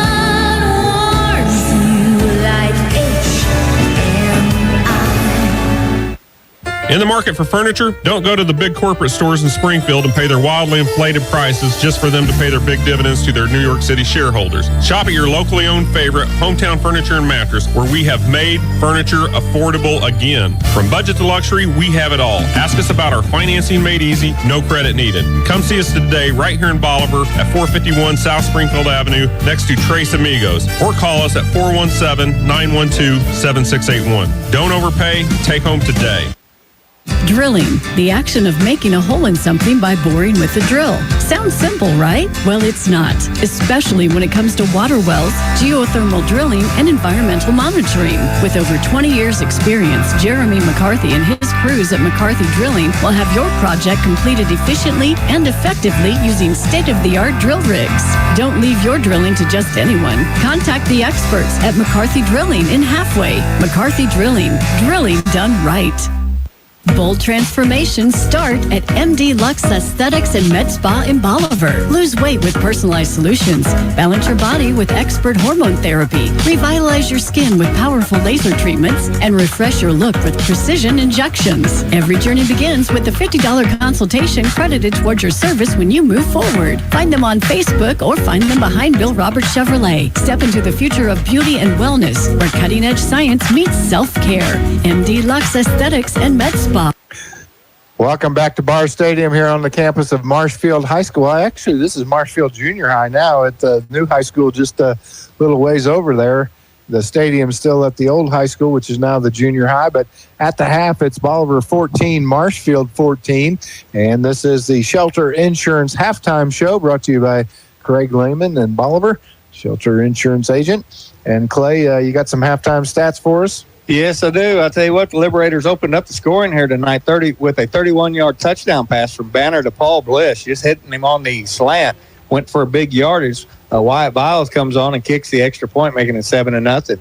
At 5:41 mark, we had a 74-yard touchdown pass from Banner to Bliss, and the kick was good, 14-0.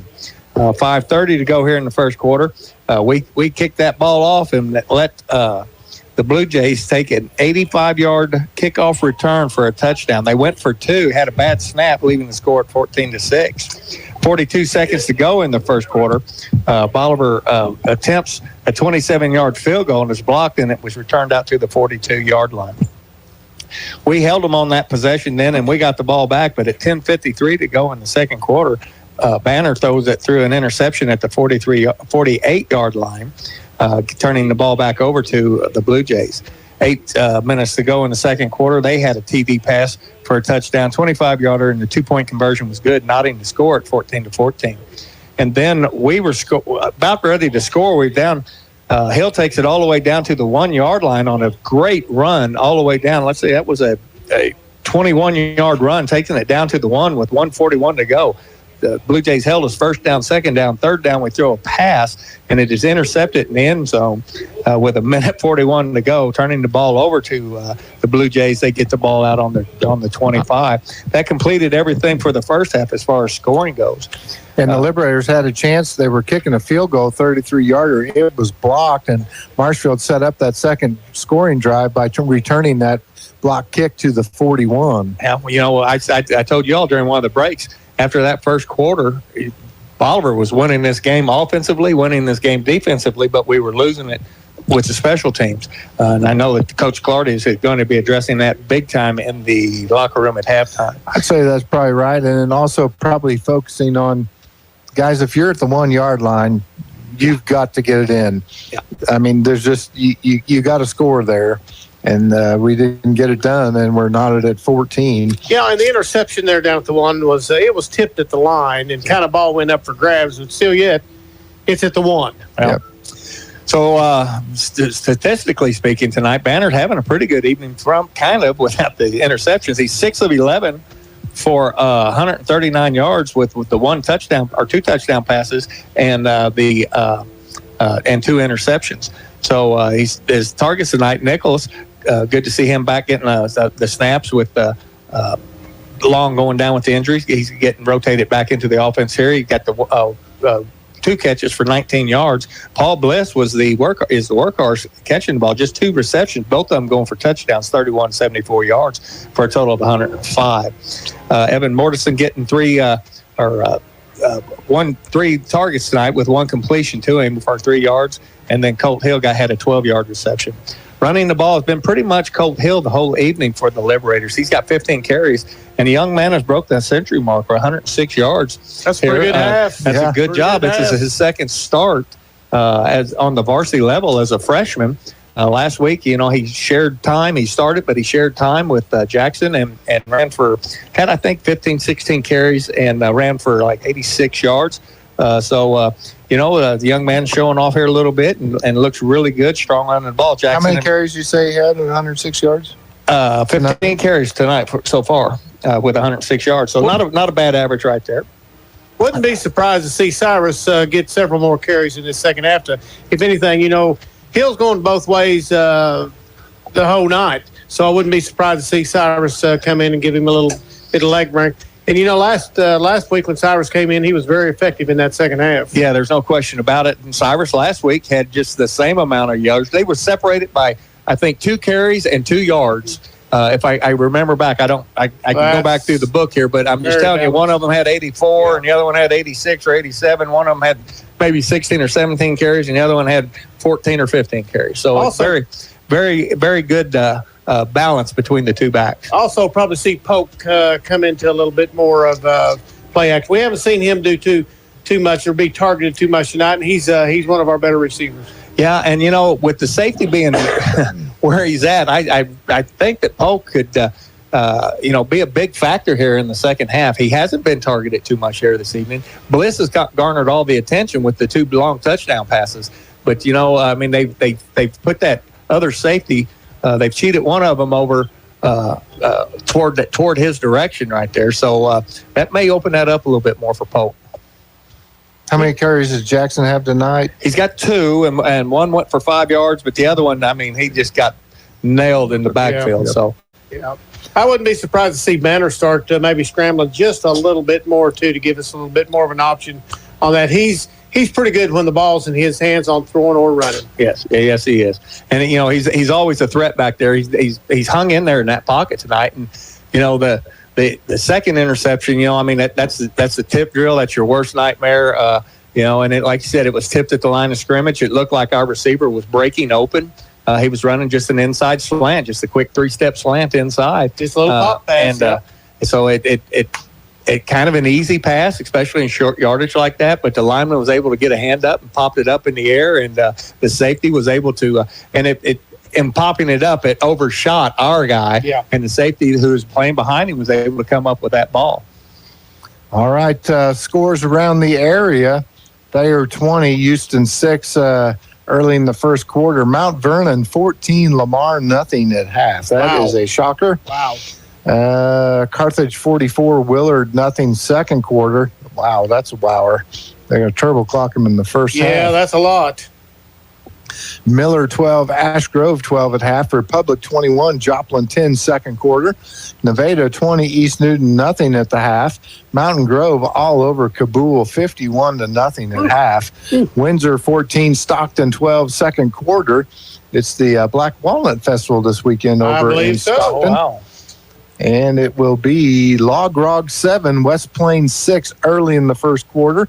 Parkview 12, Branson 6. Wow. Second quarter. That is the big update right there. Here's another shocker. Hillcrest 14, Carl Junction 14 second quarter. Those are 2 scores in our district and our conference that are just a little bit off from what we would have thought. Springfield Catholic 25, Forsyth 15 at the half. Stratford 13, Reed Springs 6 at half. Stratford still winless on the season.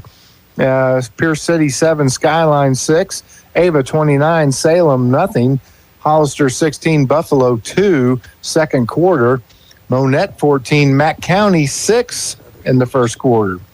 So Monette trying to get a shocker over Mack County. Lockwood 51, Osceola 14. I believe they're playing 8-man football now, aren't they? Both those schools. Who was it? Lockwood and Osceola. Lockwood is, I believe. Cassville 28, Harrisonville 14 at the half. So Harrisonville may pick up their first loss of the season. And Sherwood 44, Pleasant Hope nothing. We're going to send it back to the studio here. You're listening or watching Bolivar Liberator Football, watching Bolivar Liberator Football on MoSportsZone.com, listening on Your Country 99. It's the Shelter Insurance Halftime Show. Mid-Missouri Bank has crossed another huge benchmark. They've paid their Mid-Mo customers more than $8 million in Casasa rewards. Join Mid-Mo in the race to $10 million. Get in on your share of the earnings today. Whether it's cash back on debit card swipes or a high interest rate on checking and savings account balances, Mid-Mo Bank pays you for the spending activity you're probably already doing. You deserve more for your money. How does more money sound? Open an account in minutes at openaccounts.midmobank.com. Mid-Missouri Bank. Member FDIC. Stay active and energized at the Bolivar Recreation and Aquatic Center. Hit the gym, take a fitness class, or shoot some hoops in the full-size gymnasium. They've got a seasonal indoor pool, top-notch equipment, flexible class options, and convenient childcare while you work out or attend activities. Need space for an event? Rent out the gym, studio, or multi-purpose rooms, perfect for parties, meetings, or team events. Open daily with hours to fit your schedule. Bolivar Recreation and Aquatic Center, where Bolivar comes to move. Located just off Broadway. Join the action today. Welcome to Coral Supply in Bolivar. Coral Supply and Kubota have stepped up to get you the Kubota tractor you need. Like the L3902 package with box blade, brush hog, and 18-foot trailer. Bring home the Kubota L3902 package for 0 down, 0 APR for up to 60 months. Now through 9/30/25. See us or go to KubotaUSA.com for more details. At Coral Supply in Bolivar, we make it simple to buy a new Kubota tractor. Transform your yard with Rovenstein Landscaping. They're dedicated to serving their customers with quality products and friendly service. Whether you're tackling your own project or you want to work with one of their expert designers to create the outdoor space you've always imagined, they're here to help every step of the way.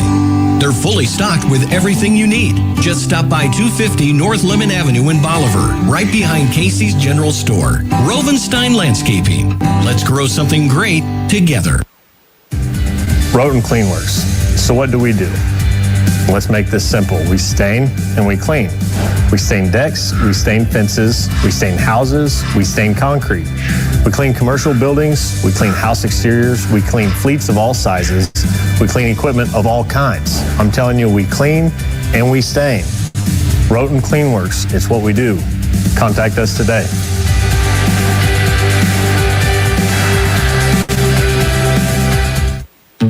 At Shelter Insurance, we believe insurance should adjust to fit your needs.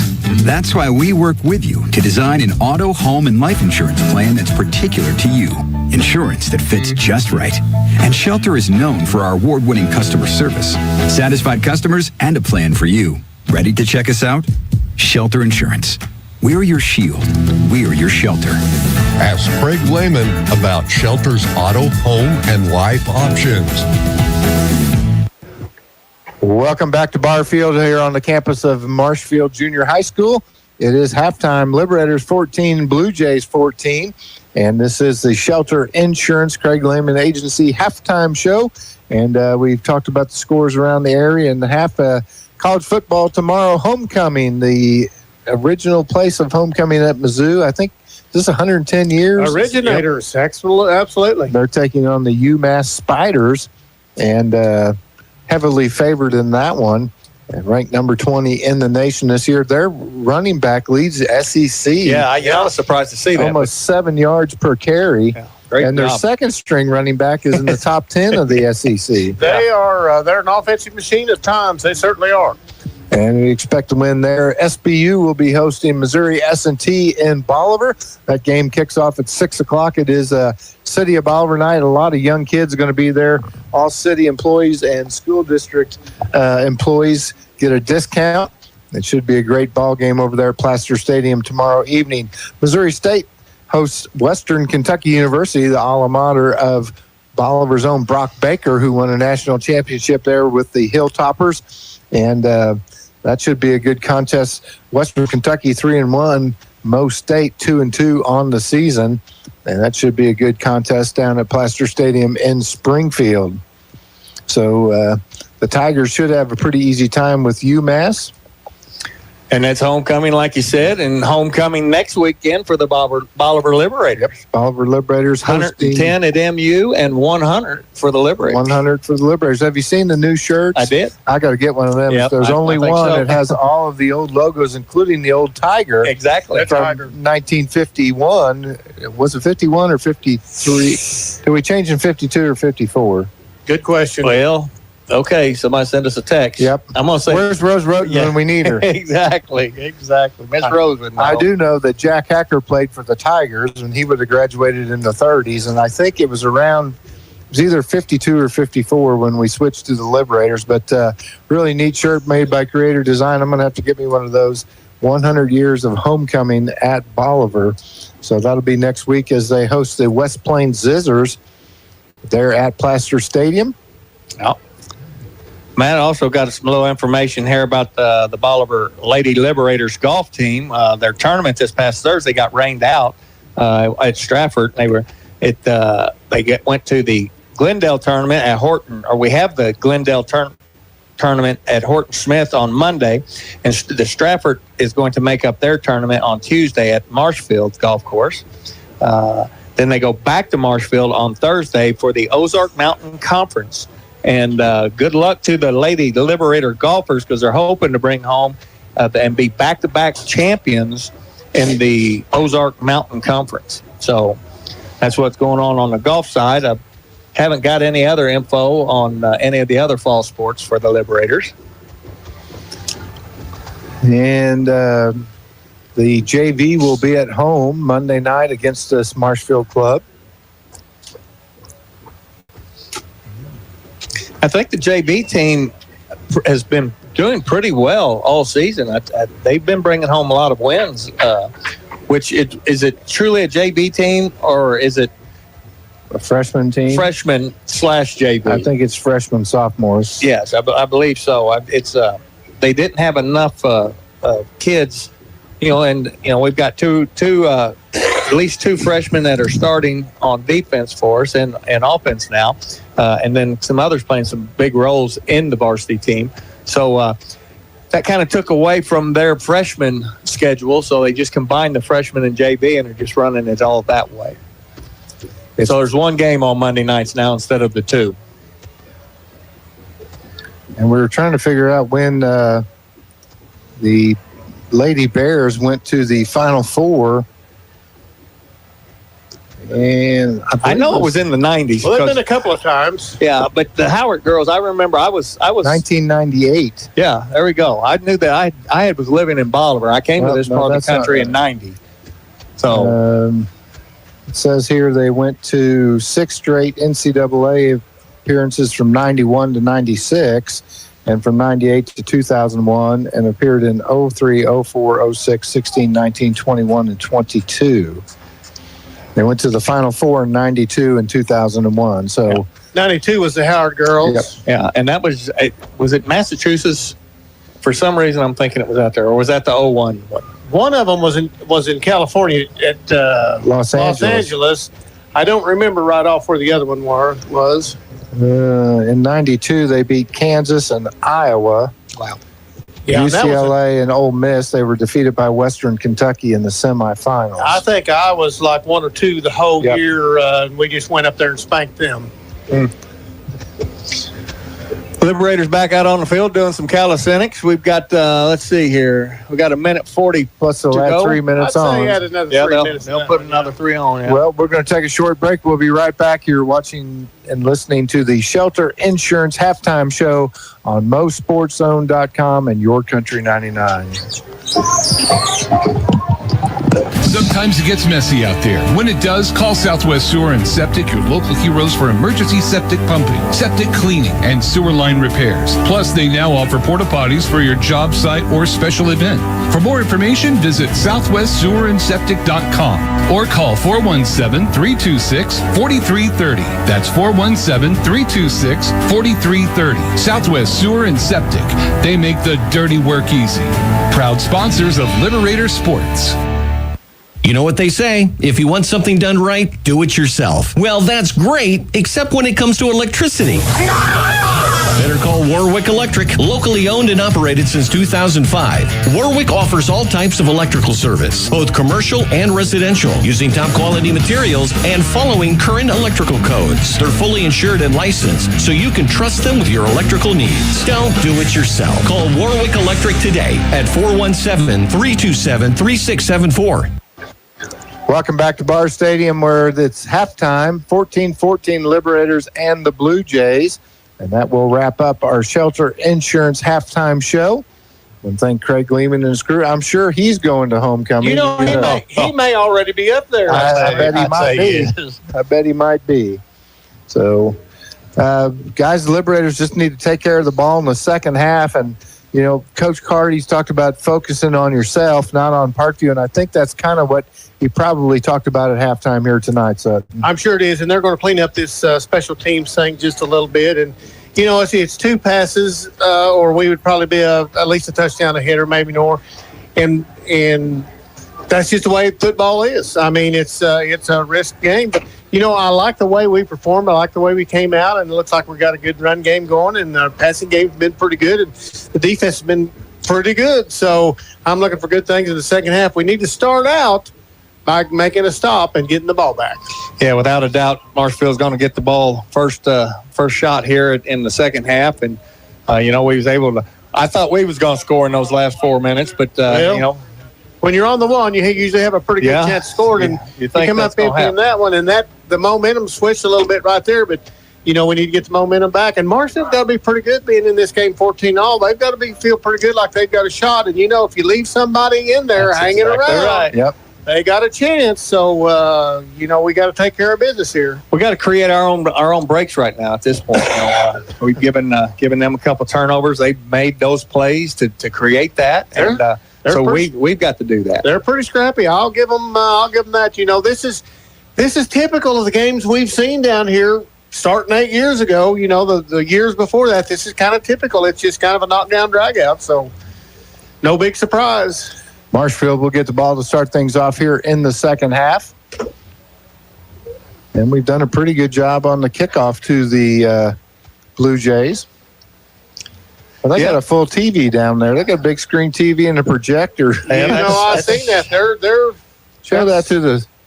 You get that on the camera. That's the same thing, down there at Branson, except for Branson's TV, I believe, was a 75-incher. It was a big one, and they were all gathered around it watching, and they've got people watching plays down there right now. That's pretty good. You got somebody that's sending them stuff that they need to see, and how that's good coordination right there. Yeah, we talked about it on the way down here a few years back, probably 10 or 12, maybe 15 years ago. We were accused of stealing signals because we were up on the roof on the press box trying to get the internet to work, and we all had our binoculars. I was working on the computer. You guys were zooming in with your binoculars, and we were accused of stealing play calls and sending them to Coach Roten. And I'm going to claim that we did. I'm just going to say, yeah, we did that. Yeah. We did it. We didn't, but if they want to hang that on us, I'm good with it. The freshman Bridges standing in his own 9-yard line here on the near side, and the junior Case Steinbach over on the left side for the Blue Jays to return this kick. Clardy, the coach of the special teams, and, he's been changing up the way the kickoff coverage team runs down the field here, and it's been pretty successful. Last weekend, it was successful this week. We had one breakdown on it. We just overran the ball carrier, but I like the way he does that on the special teams here. He makes the return team have to work to try to get people blocked. They don't know where they're coming from. We're doing it a little different here. We're going back to the diamond here. Yep. It's a wrinkle. I like it. And they all turn sideways so they can't. The opponents can't see their numbers because the return team is trying to block a specific number. Viles tees it up near the far hash at the 40-yard line. And the kick is off, and it's a low line drive kick, and it will go out of bounds at the 8-yard line. So it'll be 1st and 10 from the 35 for the Blue Jays to start this drive. I like the way he was going right there. It just slid out of bounds a little early.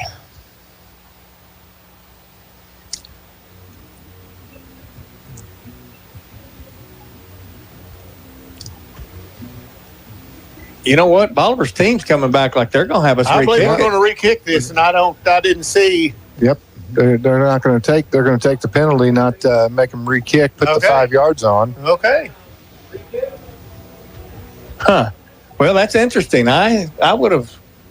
I don't know. I'm thinking I would probably take the ball on 35 and be happy right Well, we'll there. see how it turns out for them. You know, there's a lot of bad things that can happen on the kickoff return. So, well, now might be the time for the onside. They're probably thinking that we can get a good return. I'm kind of looking at this little pooch kick right here, buddy. There's about 20 yards in between the front line and the second line. This time, Val's tees it up near just inside the near hash.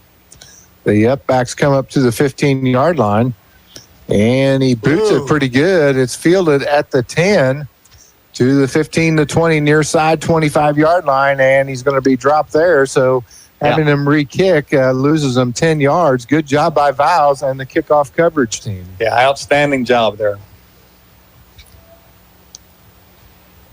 You know, I really credit the Coach Clardy on that, changing up the formation of the kickoff coverage team. You know, that's the third different formation that we've seen in 5 games. So they're going to spot the ball at the 27-yard line. And holding on the Blue Jays, there's a penalty. I didn't see. I told you a lot of bad things can happen to you on a return. So now they're going to back them up another 10 yards. So instead of losing 10 yards, they're going to lose 20 yards net on by making the Liberators re-kick. Something to do with a gift horse on that, I believe. You know what? That ought to be enough to motivate that defense to not give them a yard right now.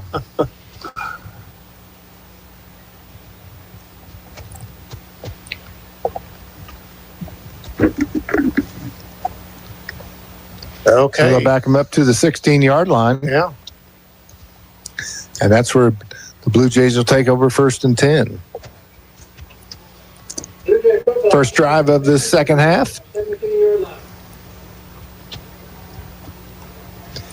Adams in at quarterback. His lone setback will be Marcelli. 2 receivers to the near side, up back on the near side as well. Now they flip-flop the tight end and the up back to the far side, and Marcelli comes to the near side of Adams. He fakes a handoff to Adams, throws across the middle, has his man making the grab was Leighton Callaway, and that's going to be close enough for first. Yep. Yep, first down. Just a little quick inside slant there. Looked like, did he throw that sidearm? Yep, to Callaway. Okay. This time he sends his 2 receivers out to the far side. Marcelli will be behind him. Oh. Now a man comes in motion, and they hand it off to Marcelli, and he crosses the 30, still driving, and finally dropped at the 34-yard line. Harlow's getting his arms wrapped around him and slowed him down for everybody to get there, keep him from getting any more. And Marcelli has to come off the field. He's got his thumb all taped up. I think he's been injured again.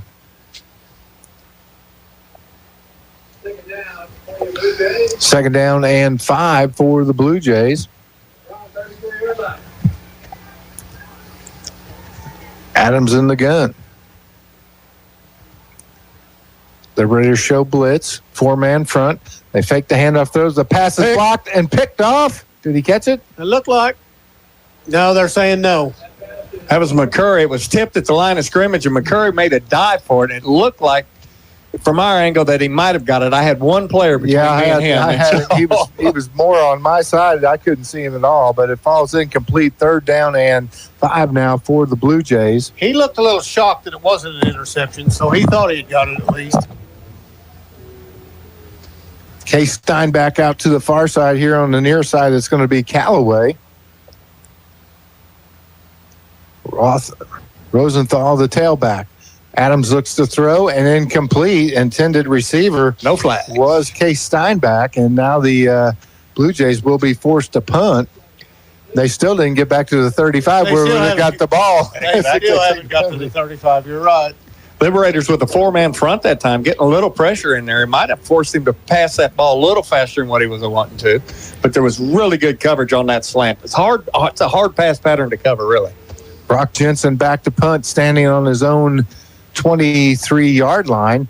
Nichols to return, standing on his own 35.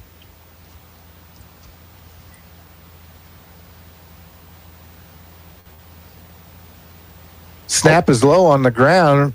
Jensen picks it up, gets a kick. Nichols going to field it at the 35. Oh, splits two defenders to the 45-50, trying to cut to the middle. He does, and he gets up still on his feet, across the 40 to the 35, to the 34-yard line. Evan Nichols showing some gumption right there, boys. Yeah, without a doubt. 15-30, about a 35-yard return. And I'm going to tell you right now, dangerous kick to try to pick up. He did the right thing, though. Otherwise, that ball was going to go all the way to the end zone, I think, just a bouncing. Had two guys out there to stop him, just split right between them. So they spot it right on the 35. And he took it at about the 30. Yep. So, yeah, great job by the young man. 35-yard return, as Clay said. 10:27 left to play here in the third quarter. Liberators with their first offensive set of the second half. Mortensen to the near side. Bliss out to the far side. Poke the up back on the near side. And it will be Hill and a tailback. They hand it to him. He breaks a tackle, gets across the 30. Looks like they're going to spot him. Said his knee hit the 30. So it'll be a 5-yard pickup for the freshman.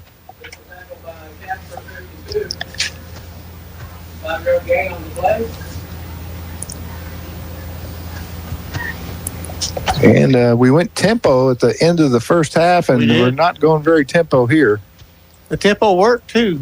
Same formation for the Liberators. Now they flip Williamson and Polk from the far side to the near side. And the handoff to Hill, right up the middle. Picks up the first down, plus some. Still chucking. Gets all the way down to the 15-yard line. That's another hometown furniture and mattress first down for the Liberators. Outstanding job by the young man. You know, I'll tell you what, I never liked it. It used to be against the rules, it'd be a rule violation. But, you know, he starts getting caught up with some defenders, and all of a sudden our entire offensive line is right there pushing. And that used to be a flag automatically, but not anymore. Well, I bet they changed that with the whole tush-push deal in the Eagles. It's coming. One to either side, up back on the near side. The handoff to Hill. He finds another seam, dives into a pile, and still going forward. Picks up about 3 or 4 on the play.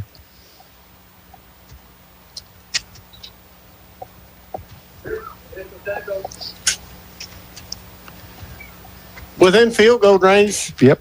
But we don't need 3. We need 7. We need 7 or 8. Several times. And Hill out of the game. He looks like he's a little dinged up. Jackson will check back in. Now they flip Williamson and Polk from the near side to the far side. And the handoff to Jackson. He works to the outside, cuts it up the middle. He's going to pick up the first down. He's probably going to get to the end zone just short.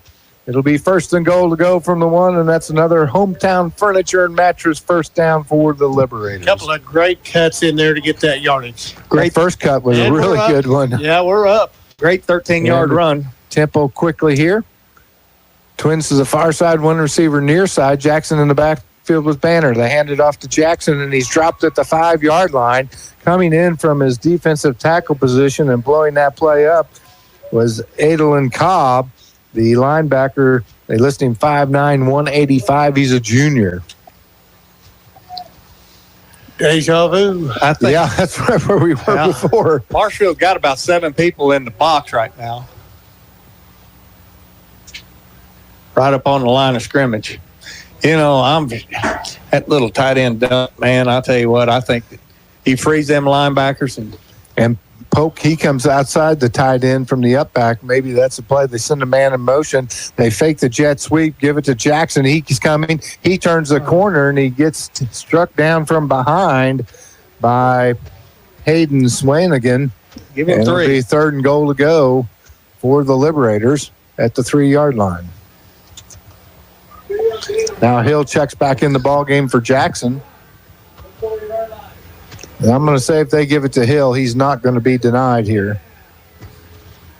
He stands on the left side of Banner. Jay's just about jumped there. There was some movement, but they didn't get in the neutral zone. Now Banner calls an audible. Takes the snap, hands off. No, he's going to run himself. Cuts it up the middle, and he's going to lose a yard. He was looking to throw, but it was covered up. Polk was just kind of released and just a slant away from him right there, kind of a sideline. So they'll bring in Viles, the kicker, and he will go for the what's going to be an 8 or 9 yard field goal on the 5. So that would be 13. Set it down on the 11. So 21. On the 5. 21 yarder, yeah. Snaps back. The kick is up, and it is good. There's 21. A penalty flag on the play. Late flag. That is going to be a Roten clean work field goal. Field goal, maybe. We're going to see what the laundry is. It's going to be against Marshfield, it looks like. Well, that might give us a chance to get it in. It'd be half the distance to the goal line. Holding on Marshfield. Boy, that'd been an automatic first down in the big boys, you know it? Yep. However, we will not take points off the board. Coach Clardy going to talk to the side judge and see what his options are going to be. It'll move him up half the distance to the goal line. So now instead of 4th and goal to go from the 5, it's going to be 4th and goal to go from the 2.5. If he decides to run, he could just take the kick and take the points. They're going to decline the penalty, and we're going to take the points. So the Liberators decline, and that is a Roten Cleanworks field goal, and that makes it a 17-14 ball game.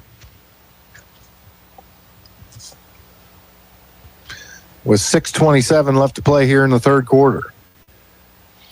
Roten Cleanworks. What do? They spray. There's Luther. They do it all.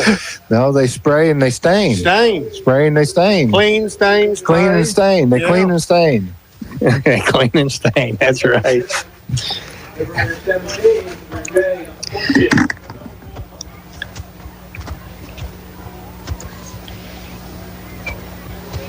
Had a chance to visit with our Cleanworks. Well, I guess they're going to put the penalty on the kickoff. Looks like, yeah. That's a smart move. Take the points and back up, get this thing in the end zone. Don't let them return one.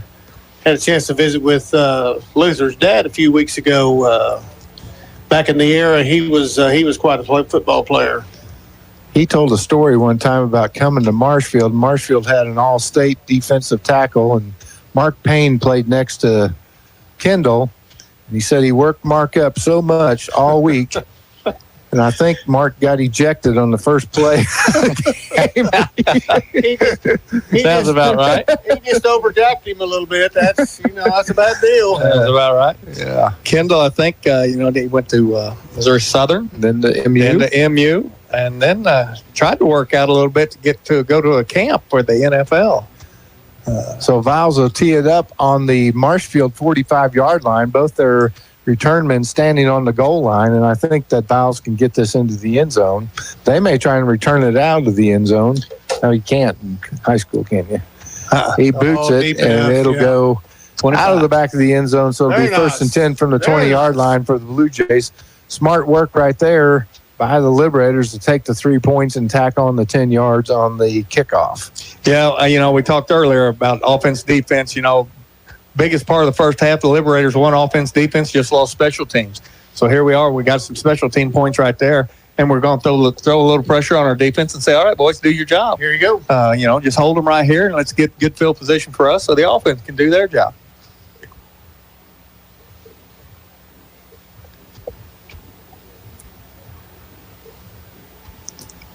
So Adams in the backfield. Marcelli back there with him. One receiver wide to either side, up back here on the near side.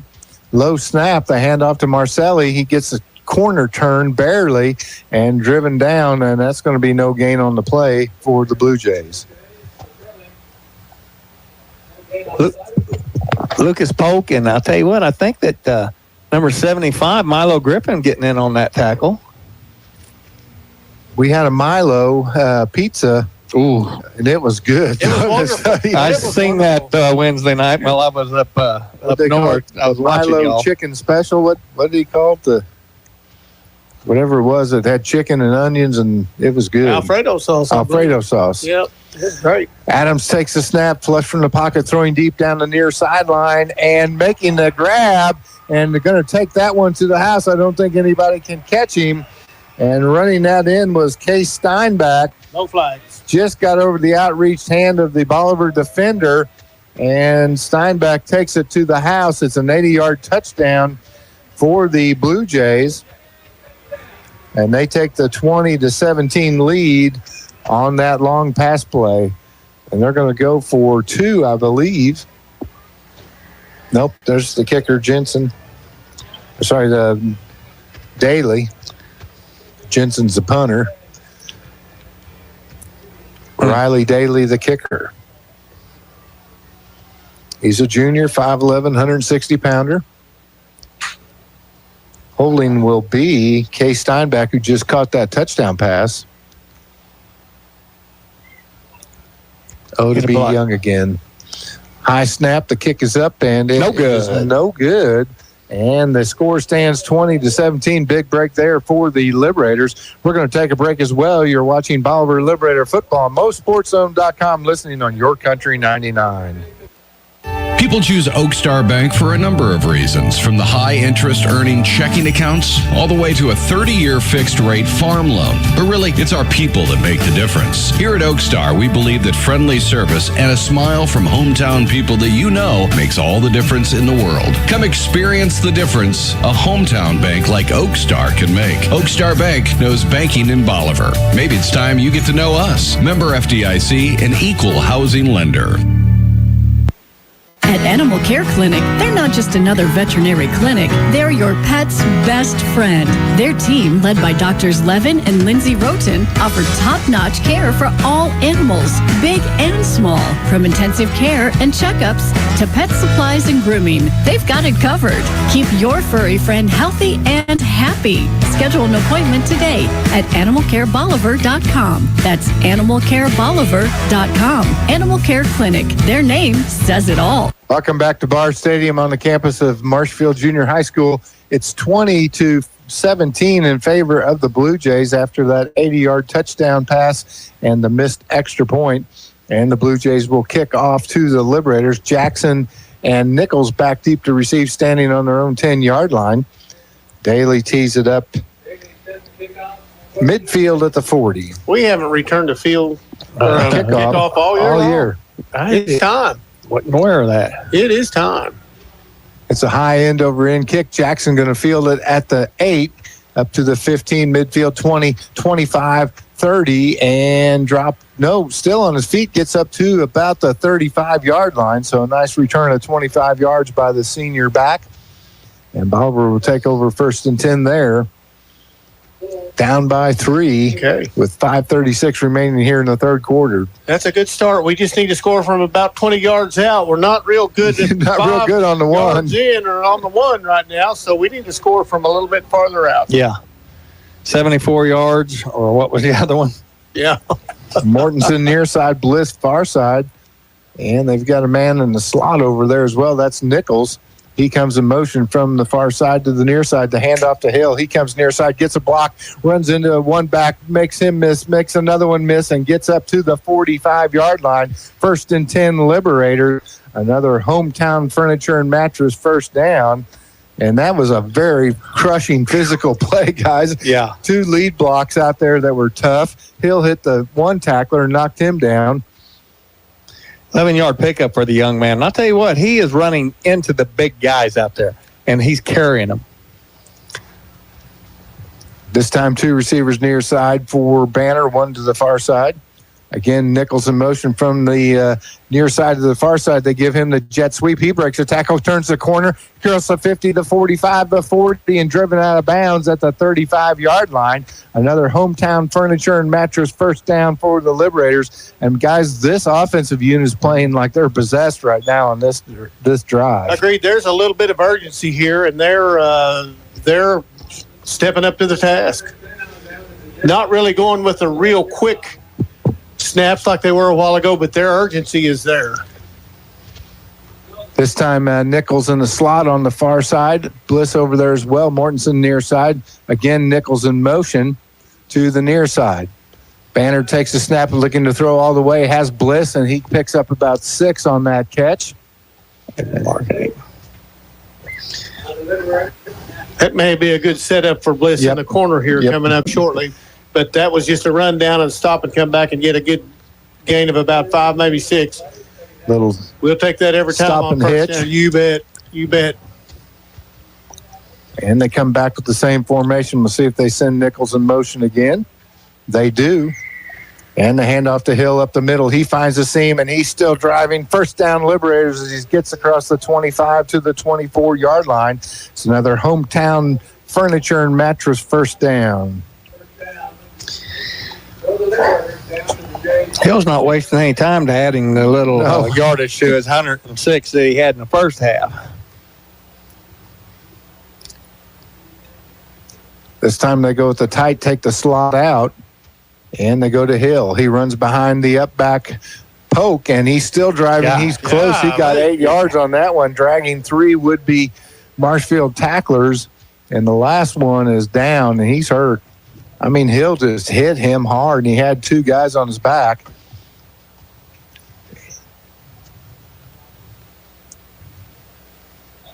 And that is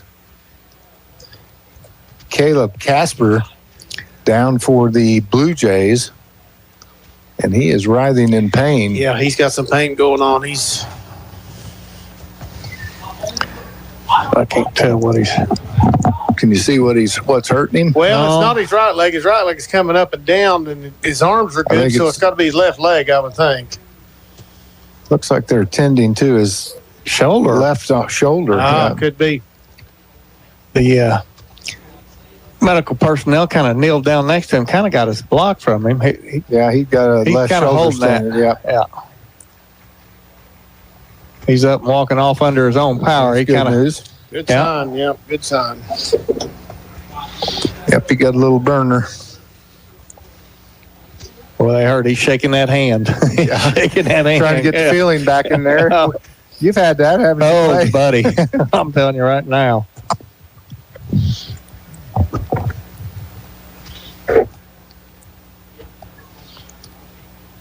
It kind of slowed the tempo down, though, for the Liberators. Yes, it has. Let's see if they can get right back with it. And they send the man in motion from the far side. Banner going to run behind him, and he's dropped from behind from the weak side end. They're making the tackle for a loss is Aiden Cobb. Lost about 4, maybe 5. That'll bring up 3rd down and 7 for the Liberators, or 8. They keep moving that stick. Well, I do like that glow-up number, though. That's pretty nice, ain't it, Suddy? Really easy to see. For us old guys. We need to work on that with some other things. Yeah, we need to talk to Coach Blair, our activities director, about getting one of them at Bolivar. Very good, activities director. Nichols in motion from the near side to the far side. The handoff to Hill up the middle. He drives forward. And he's going to pick up about 6. He'll be short of the first down. And do you kick the field goal here, guys, or do you go for it? I think we go for it here. I think we give him another little dose of Hill here. 4th down. It'll be 4th and 3. Where they spot that ball at? They spotted it on the 17-yard line, so it'd be a 17 and 7 is 24 plus 10, 34-yard field goal. They're going to leave the troops in there. Banner calls the play. Mortensen near side. Nichols in the slot far side. Bliss out wide to the far side. Hard snap count. And timeout Bolivar. Timeout Bolivar as they let the play clock run down. Yeah. Liberators called a timeout with 2:33 remaining, looking at a 4th and 3. We'll take a timeout as well. You're watching Bolivar Liberator Football on MoSportsZone.com, listening on Your Country 99. Is anything better than a hot, cheesy slice of pizza fresh out of the oven? Barge's Pizza in Bolivar believes great pizza is meant to be shared. Grabbing lunch with coworkers, feeding the whole family, or surprising a neighbor just because. There's one golden rule. Be nice. Share a slice. Bubbling pepperoni to fresh margarita with mozzarella, basil, and fine ripened tomatoes. Every bite's made with love and meant to be shared. Make someone's day delicious. In Bolivar, south of the square on Main Street. Barge's Pizza. Mr. Google wants you to think you can fix your car on the internet. If you can just figure out what's wrong without talking to those greedy dealers, you'll save lots of money. At Bill Grant Ford, our appointment book fills every week with people who started on Google. And you might be surprised to know the labor rate in our shop is not the highest in town. What we can do for you is bring experience and training to a world filled with internet noise. We encourage you to be informed when it comes to maintaining your vehicle. And when your vehicle starts asking for help, see why it's better in Bolivar at Bill Grant Ford. Welcome back to Bar Stadium. The Liberators just got the touchdown. They were looking at a 4th and 3. They faked the handoff, threw the swing pass to the near side, and taking it into the house for the touchdown to put the Liberators up 23-20. I believe that's a Warwick touchdown. That's a Warwick Electric touchdown. Was that Hill running that ball? I couldn't see. The walls got me kind of blocked here. We've got a Cleanworks extra point coming up here. It's up, and it is good.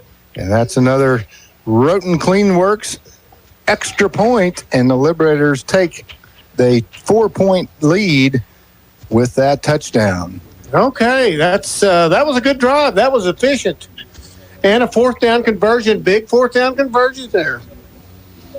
So a very determined drive, I would say, guys. Agreed. I mean, they came out with a mission on that drive, and they finished it up right there and had a little adversity by not getting it on the 3rd down, and they just made it happen right there. And I hope that tenacity will carry over to the defense. Side of the ball. Get another stop here against the Blue Jays, and then put one more on the board and take this thing home. Agreed.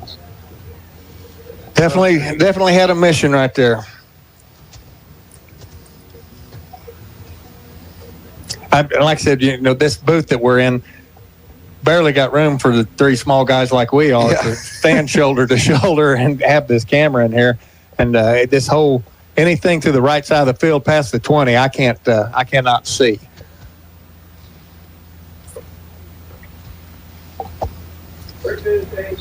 So Viles tees it up midfield at the 40. Back deep to receive are Steinbach and Bridges. Bridges will be on the near side. He is the speedster freshman. Another look on our kickoff coverage team. This is your traditional 5x5 right here. Go. I love it. I love it. Mix it, mix it, mix it. Now Jackson and Mortensen switch over on this end. It's a booming kick fielded by Callaway, and he slips at the 5. He's to the 10, goes to the outside, the 15, breaks a tackle, got some room to run to the 40, 45. Viles is going to have to stop him, cuts it back midfield, got a penalty flag. We're going to have an illegal block. He gets all the way down to the Liberator 27-yard line. Wow. But there is some laundry on the field, so I think this is going to come back. And they threw that flag way past its lane on the 35, but he chucked it. Yeah, just a little breakdown in getting out of your lanes right there. And the return man was able to see that opening and just slid right through there. Once he went through that first group right there, he had pretty well clear sailing. Viles was the only one between him and the goal line.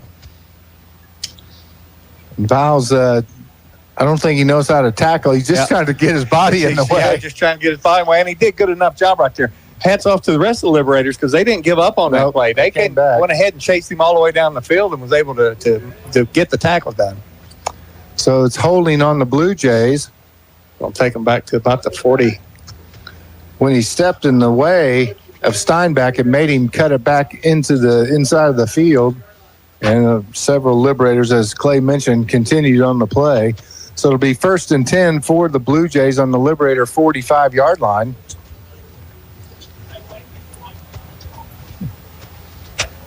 Defensive stop here. Adams in the gun. Marcelli to his near side. 3 receivers near side. They throw it over here in the near flats and incomplete. That was almost a backward pass. Close. Intended receiver was Leighton Callaway. You know, they've went to that play probably 5 or 6 times tonight, and I don't know. I don't know if they ever caught it. Well, the one time he caught it. The one time. Yeah. They did it back.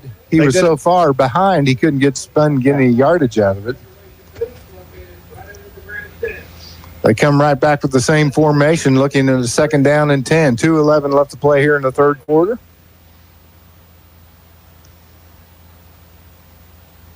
Adams takes the snap, looking to throw, throws a slant, has his man, makes the grab at the 35, and it's going to be enough for the first down. And that's Callaway on the reception.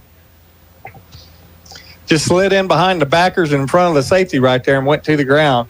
Quarterback threw it down low like that, and good placement by the quarterback there for him. 2:06 left in the third. And they're going to stay with the same formation. They do bring Marcelli out, replacing with Trenton Rosenthal.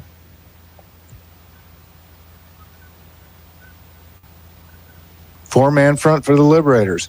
And Adams going to run it himself, kicks it to the outside, breaks a tackle, still running across the 30 to the 20, and finally driven out of bounds at about the 17-yard line. And that'll be a first down for the Blue Jays. And I don't know if that was a design play or a busted play. What do you guys think? It was a design play. I had the glasses on the binocular, and he immediately took that snap and tucked it and did a stutter step to let that back get in front of him, get that first block. And do we have laundry over there? I believe we've got something going on. I like it. Kind of hard for me to see around the corner. Let's see, the White Hat's going to block him or hold on the coming back, Blue Jay. So this one's going to come back. Ooh, and it's going to come back. I don't know where he threw. Where's the flag lane? Never did see it. Well, it was at the 30-yard line, so they're going to bring him back to the 40, just south of the 40-yard line. It's still going to be first, but it'll be 1st and 16 for the Blue Jays with 1:41 left here in the third quarter. They're down by 4 to the Liberators.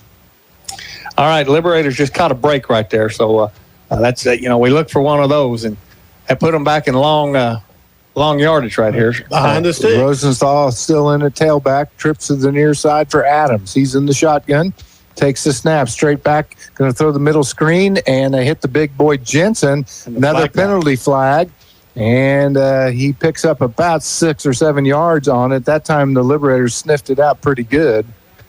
Yeah, I was watching the defensive linemen, man. They seen that they had a free pass to the quarterback, took 2 steps, and all of them stopped and immediately turned around. Are they going to call that on?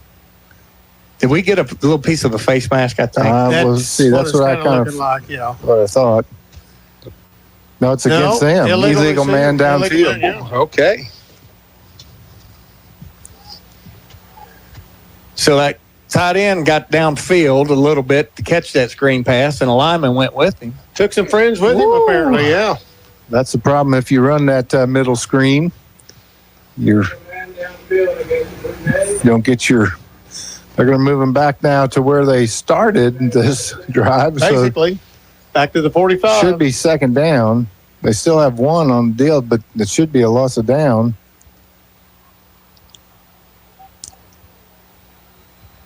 They've started the clock. I don't know what it's showing. Can you see it? It says 1st and 21 over there. So 1st and 21. This time they go with 2 receivers to either side. Back in the backfield with Adams. Takes the snap, looking to throw. Looks the other way. Now comes across the middle, has his man, and he makes the grab, breaks a tackle, and he gets down to about a yard shy of the first 26-yard line. He's going to be about a yard short, as Clay mentioned. Oh, man. And making that reception was Leighton Callaway. So 2nd and short now. That's a big play for Marshfield right there. That was a huge play for Marshfield. Those barbecued ribs are starting to bark back a little bit, guys. Who cooked them? Marcelli in that tailback now, trips to the near side. Some confusion. Marshfield players looking to the bench. Adams takes the snap, looking to throw. Flush from the pocket, throws it away, and it'll be incomplete, 3rd and 1. Their media guy's son cooked them for us. Oh, yeah. They just do that. We talked to Rhonda Hubbard, who's the AD here. She said, "Oh yeah, they bring about 6 or 8 slabs of ribs every home game." I thought, like well, that tradition. Who do we need to talk to? Only if we knew somebody that knew how to smoke some ribs. You know anybody? I'd say there's been enough rib smoking in this room that we could probably do that. Who doesn't have a day job in this booth? Who's got the smoker at their house? Adams from the gun. They send the up back in motion from the far side to the near side to hand off to Marcelli. He's going to pick up the first down, but there's a flag. I believe we're going to have a holding on the right tackle. And that one's going to come back. And instead of being 3rd and 1, it's probably going to be 3rd and 11. And Marshfield kind of shooting themselves in the foot right now, guys. Yeah, good. Pretty often. Good. That's three big penalties. They was able to overcome the first 2. They put them at 3rd and what was it, 21 or 26? They was able to overcome that one, but that's just a 5-yarder. So 3rd and 6 from the 31-yard line. Are you hearing their play being called over the PA system? Well, almost. Offset right. Come on, guys, watch it now. I think that's just going through our headset from the coaches in the box next to us. Okay. This time Adams has a back on either side, one receiver to the near side. He's got an up back right in front of him. And they hand off to the second back, and he goes nowhere. That's who that was. McCullough's got to be. Yeah, that's McCullough. Clayton McCullough. He sniffed that out and blew by his blocker and did a perfect job of just lining it up so that the runner couldn't get outside, and then got a hold of him and slammed him to the ground. He took him straight into the chest, wrapped his arm around him, and just went to the mat. And that's going to end the third quarter. After 3 quarters of play, it's Bolivar 24, Marshfield 20. We're going to take a short break. We'll be right back. You're watching Bolivar Liberator Football on MoSportsZone.com, listening on Your Country 99. Black Rock Arms has the best deal in town for guns, ammo, optics, knives, camping supplies, and so much more. Whether you're stocking up for the range or prepping for your next adventure, Black Rock Arms delivers quality and savings. Located right next to the movie theater in Bolivar, it's the go-to spot for all things tactical and outdoor. Visit in person or explore their full selection online at blackrockarms.com. Black Rock Arms, your pawn shop patriots, and where adventure meets firepower. They've gone before us, they've taught us to live life to its fullest and to treat every moment as a precious treasure. Now it's time to celebrate their life. Hi, I'm Kyle with Butler Funeral Home, and we are committed to you and your family ensuring that every detail and personal wish is met for your loved one's funeral service so that you have time to reflect and celebrate the life. And with one of the largest chapels in Missouri, you can celebrate with plenty of friends and family. Celebrate life with Butler Funeral Home, located in Bolivar and Humansville, or online at butlerfuneralhome.com. Celebrate life with Butler Funeral Home. Welcome back to Barr Stadium here at Marshfield High School. Fourth quarter action just about underway. Blue Jays looking at a 4th down and 7 on their Liberator 31-yard line. And they've got their quarterback, Carson Adams, in there. He has a setback with him.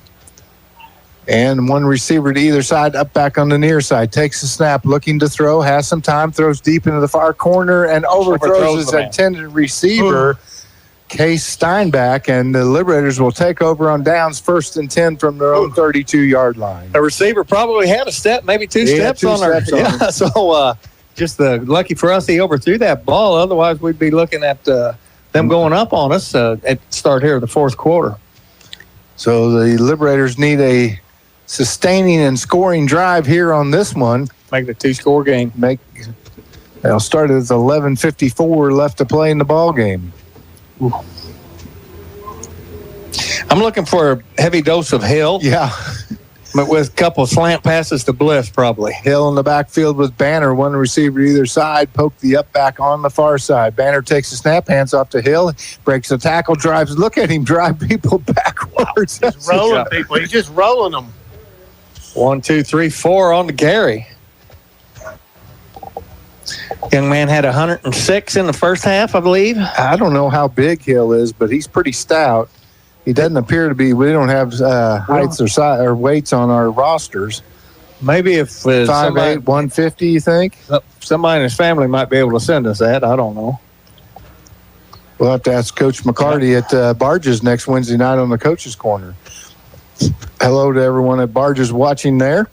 Banner takes a snap, hands off to Hill. He makes one miss and drives forward, picks up a tough 2 yards. I guarantee he's getting ice baths on Saturday morning. No doubt. No doubt. Because he takes a beating.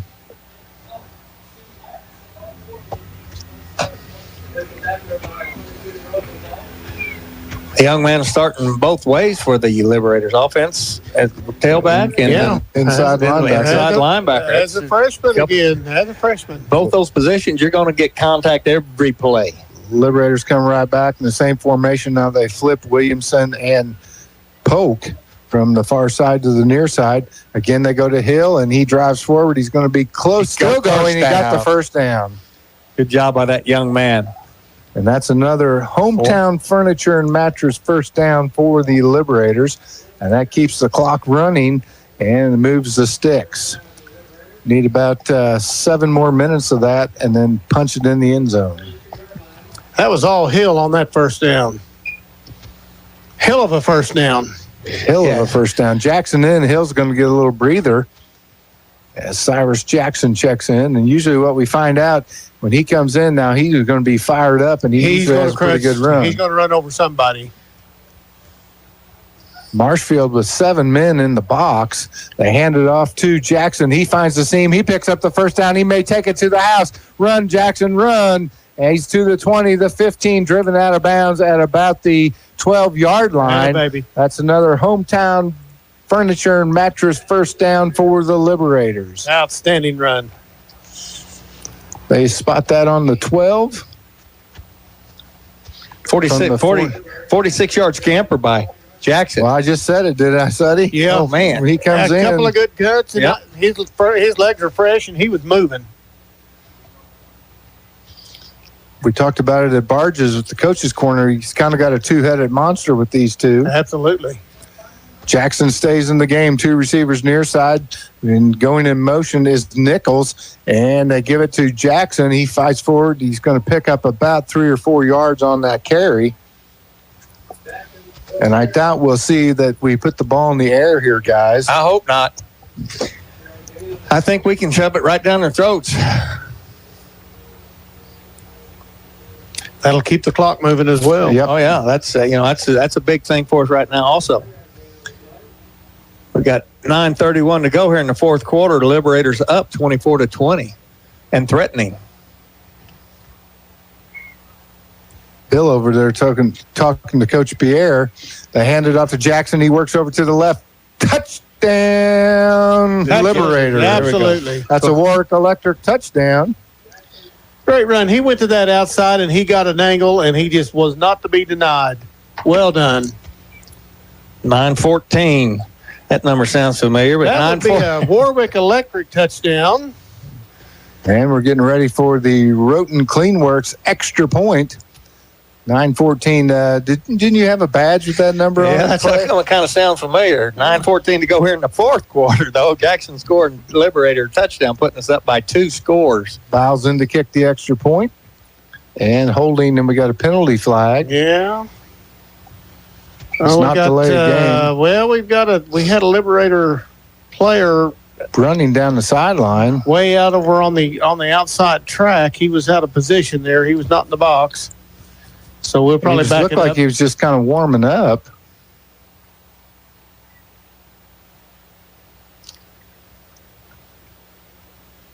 And I think that may just be a sideline warning. Well, I don't. He was out of bounds running down the sideline, right? Yep. He was a good 6 yards off the At least, yeah. that kind of warm-up area over there. He's just sprinting. We'll see what the call is. White Hat talking to Coach Clardy. Now he's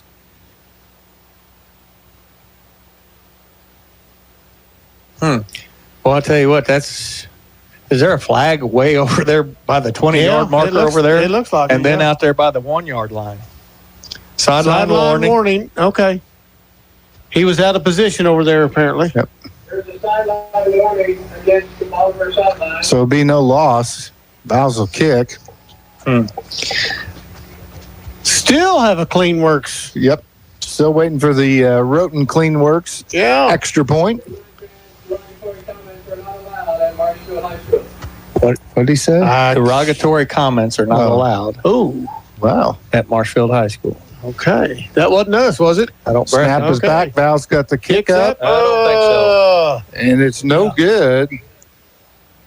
And the score will stand 30-20. 10-point advantage for the Liberators with 9:14 left to play. We'll take a short break. We'll be right back with the ensuing kickoff. You're watching Bolivar Liberator Football. MoSportsZone.com, listening on Your Country 99. Hey gang, wherever you are, CNC Farm and Home in Bolivar and Lebanon has you covered. Complete clothing department for both men and women. Their hardware, electrical, and plumbing departments have what you need to get that job done right. For the farm, CNC has fencing supplies from pipe gates, hog wire, and animal health supplies. And for our furry friends, CNC has toys, both cat and dog food, and of course, dog houses. You can depend on the Colemans at CNC Farm and Home in Bolivar and Lebanon. Hey, this is Paul at CNC Farm and Home Supply. If you have the questions, we have the answer. Stranded on the road? Don't panic. Call the car medics. The roadside assistance team is ready 24/7 to revive your day with fast towing and expert help. Whether it's a flat tire, dead battery, or engine trouble, they bring the emergency care your vehicle needs. Call the car medics. 417-407-8042. That's 417-407-8042. Resuscitate your ride with car medics. Your roadside lifeline when your car needs a medic. Welcome back to Bar Stadium. Fouls tees it up midfield. Back deep to receive Bridges. He's going to be on the right side. Here on the left side will be Case Steinbeck. And we go back to the traditional kickoff as we line across.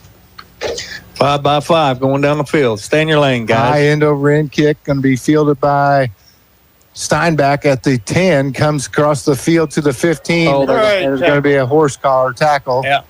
But put 15 that is so hard. Actually, that was Bridges carrying the ball.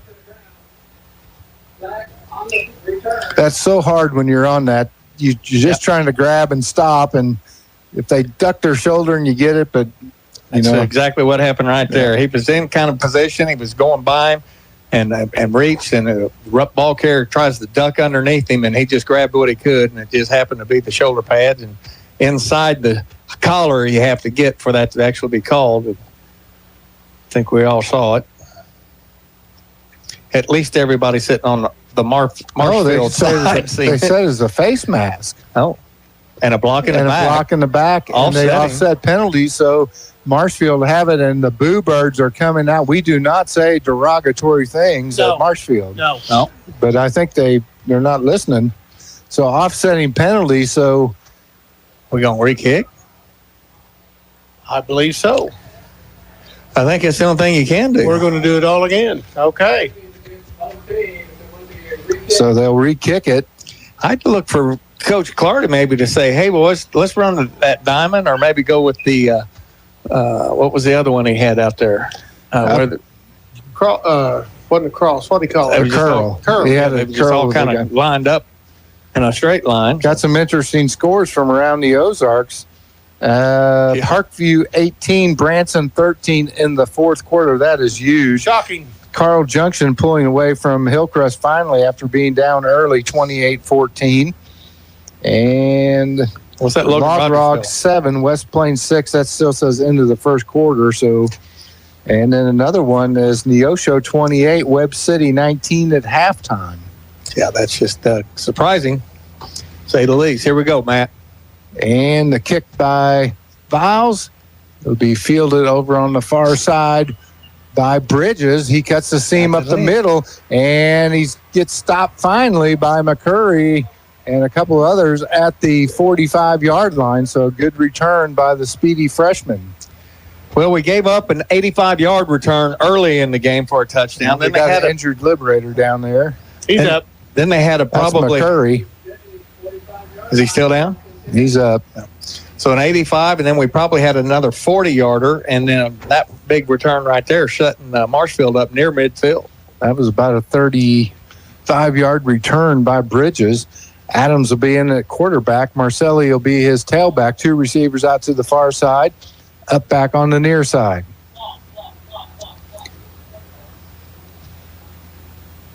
Adams takes the snap, hands off to Marcelli. He comes near side, breaks a tackle, breaks another tackle across midfield, still chucking. He picks up the first down, finally dropped at the Liberator 36-yard line. Tough piece of running by Marcelli on that play. That's a junior, 5'11", 160-pounder. Logan Bunn, slow to get up. He's going to have to go off the field, I think.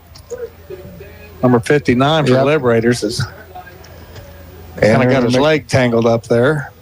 He's having a hard time getting off the field. We're not live on the video there, Suddy. Down he went. Suddy, we're not live on the video. There we go. You can still hear us. I think we had probably 8 Liberators get hands on that young man, and none of us could get him Looked like down. we were going to get him stopped for no gain, and he just kept hilling. You know, he's a very stocky young man. If you look at, he's got big legs on him, and he just kept them moving and was able to just bust through those arm tackles. So Adams will have 3 receivers to the far side. He's got the big tight end lined up outside here on the near side. Takes the snap, looking to throw all the way. Now he's going to tuck it and run as his pocket collapses, and he slides at about the 32-yard line. It'll be a gain of about 4 on the play.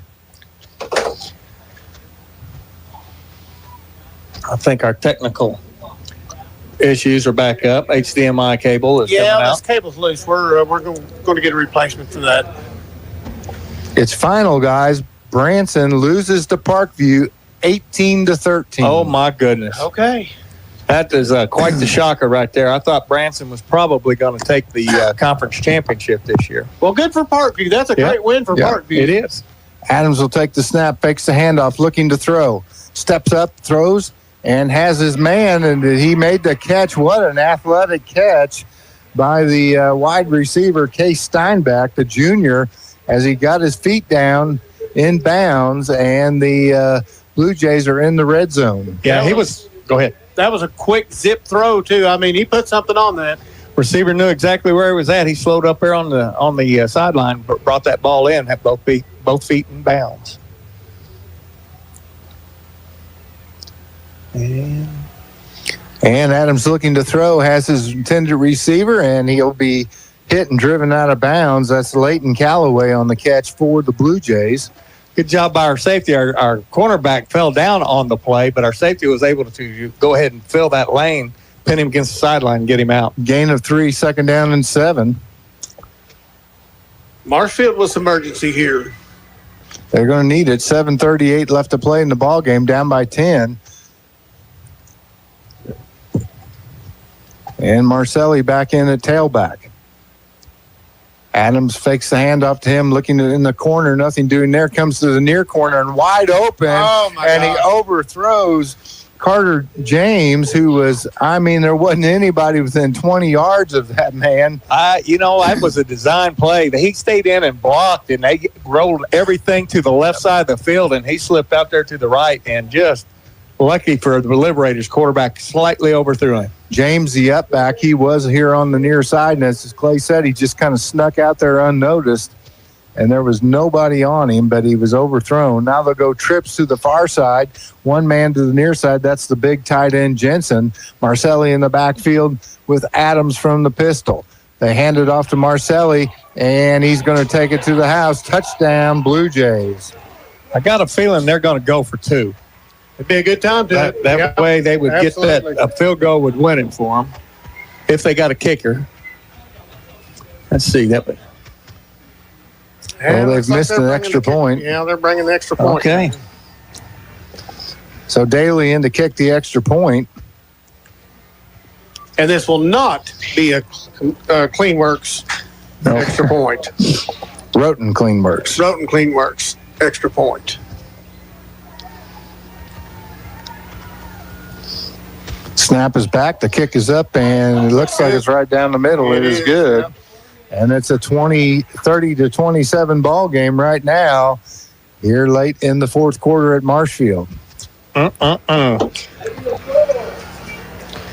All right, well, we'll see what the late Liberators can dial up offensively against this tough Marshfield team. Well, the good thing about it is it's in our hands. That's exactly right. We just got to take care of the ball. You know, we have a couple turnovers here this evening, the interceptions. Hill's running the ball tough. So is Jackson. So I feel comfortable with our ability. You know, we talked about a two-headed monster with the two of those guys. And, you know, fresh legs. They're going to have to stop the run, I'm pretty sure, before we go back to the air, and they haven't been able to lately. So, you know, it looks like Hill's gaining strength as the game goes on, and gosh, Cyrus comes in, and he looked like a freight train. Yeah, he's running with a purpose, that's for sure, and we like to see that out of the senior. Another shocker, boys. Mount Vernon 21, Lamar nothing late in the fourth quarter. They still haven't scored. Holy smokes. Freaky Friday. We've got a bunch of guys listening to us up at the Lake of the Ozarks. Maybe they could send us some scores from up that direction. I'm just kind of looking for that Jeff City score. They play football, Jeff City? Every now and again. It's been a few years. But Friday nights, I think they do still yet, I think. Jackson and Nichols back deep to receive the kick. Look for the onside. The Liberators are preparing for it. We have not returned one all year long. Would be a perfect time for one right now. Daly tees it up midfield. Returners on their own 10. It is a line drive, end over end, fielded at the 8 by Nichols. He's through the 15, the 20, 25, kicks it to the outside, dropped at the 27-yard line. So pretty good field position for the Liberators to start this drive with 7-11 left to play in the ball game, up by a field goal.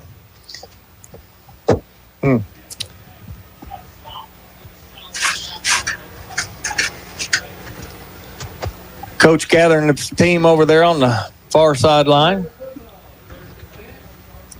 Hang on to the ball and move the sticks. Yeah, that's pretty much what he's going to say.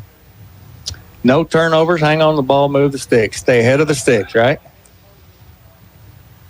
It makes a difference. Two receivers near side, one far side. Jackson in the ball game at tailback with the fresh legs. Now they send Nichols in motion. The handoff to Jackson. He works to the outside, cuts it back the middle. He's got a seam across the 40, 45, 50, goes to the outside, now cuts back to the middle, and finally dropped at the Blue Jay 40. That's another hometown furniture and mattress first down for the Liberators. 32-yard scamper by the young man. Good to see those fresh legs moving down the field right there. That is a big advantage. You got the kid that's a varsity starter, basically didn't play the first half, a couple runs, and he does have some fresh legs, and it's showing right now, guys. The two-headed monster has reared its ugly head. Yes, it has. And right now we need to make sure we run some time off the clock. They just started it, so 15 on the play clock now. Jackson with just one carry in the first half. Here in the second half, though, he's well over 100 yards in the second half alone. Nichols goes in motion. They pitch it to him. He tries to get the corner turn, and he cuts it back. He gets a block. He's going to get across the 45 down to the 30. Another hometown furniture and mattress first down on the Evan Nichols to the end 30. around. Great cut, all the way to the 30. You know, he really going to the outside. They cut the outside off. He made a great cut back to the inside to pick up an additional 5. Okay. Well, you know, if they can't stop the run, we need to keep running. So Hill back into the ball game at tailback. Blitz wide to the near side, out of the far side, Mortensen. Banner takes the snap, hands off to Hill. He finds the seam. He kicks it to the outside. He's going to take that one to the house. Touchdown, Liberators. I think we got flag down. We got a flag. Looks like it's sitting out there at about I see it. 12-yard line. The line judge over here on this side threw it immediately as Hill was clearing the line of scrimmage. Taking points off the board right there. Hate to see that. So we'll wait for the call to holding on the Liberators. 17. Flag at the 17, so that'll move it back to the 27. That'll be 1st and 17 then. No, it should be. Yeah, it won't be that much. Won't be that much. I don't think it'll be less than 10. Oh, yeah, there you go. Be 1st and 7.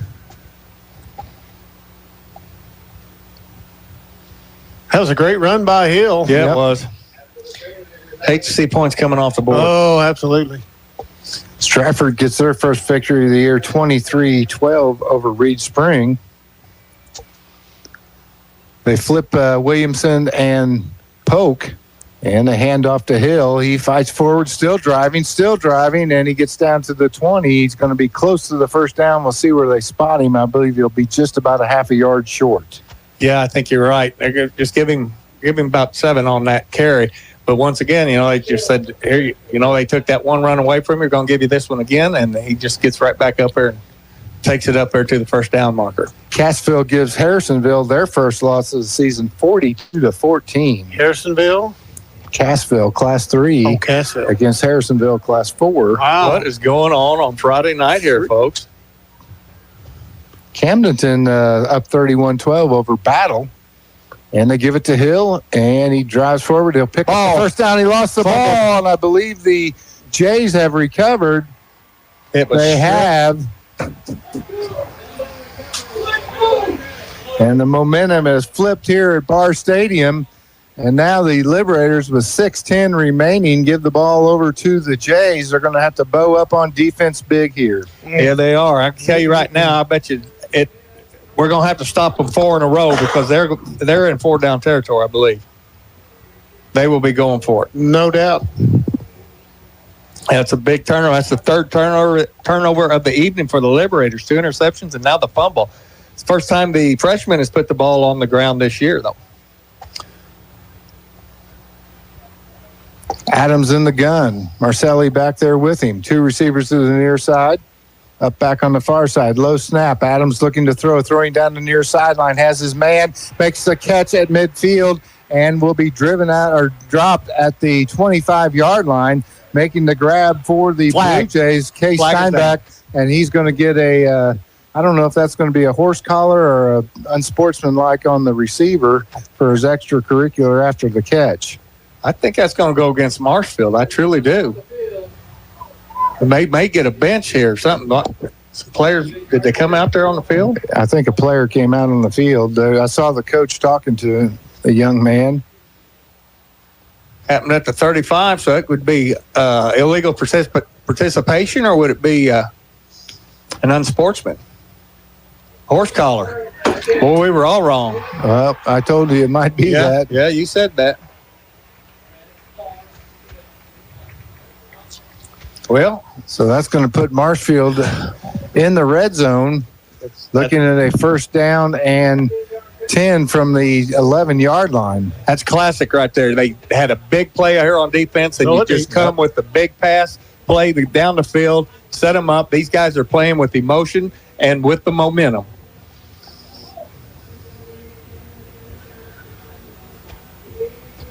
They're spotted as the 13. Marcelli in the backfield with Adams. 2 to the far side, the big tight end wide to the near side. They're going to hand it to Marcelli. He drives up the middle, and he's going to take himself into the end zone with a lot of effort. They're going to put him on the 1-yard line. Oh, and we came out with the ball. The Liberators has the ball. Here's the deal. If you're going to let them push the pile like that when we come out of there, that should be a live ball. Evans Nichols had the ball, and they're going to say 1st and goal to go for the Blue Jays at about the 1-foot line.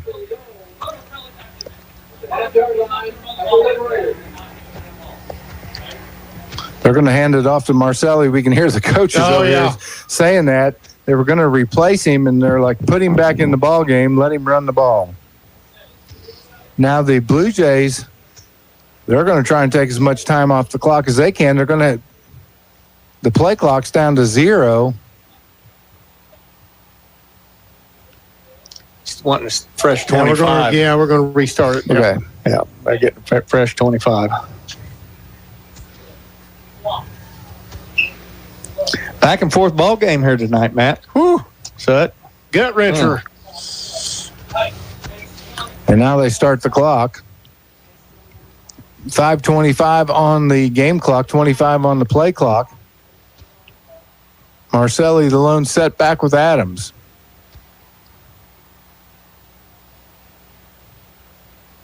And the handoff to Marcelli, and he breaks the tackle. No, he's stopped. He loses a yard. He got hit deep behind the line of scrimmage, but broke out of it, but then got the second tier, came up, and it's going to be a lot. Well, no gain. That's a pretty nice spot for the Blue Jays. Yeah, I'm not sure if, yes, it is a good spot for him. Because he was on about the 2-yard line. I'm not sure if that's a good thing or a bad thing, though, because they're going to run the full play clock down. Yeah.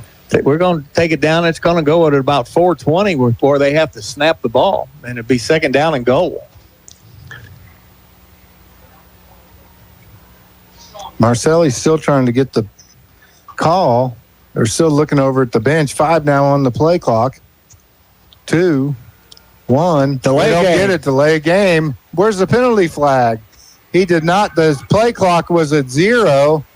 And the Bolivar coaching staff over there hollering, they blew that, guys. The play clock was at 0. Probably 2 seconds after it went, they snapped the ball, and they punch it in. Yeah, that should be second down and 6.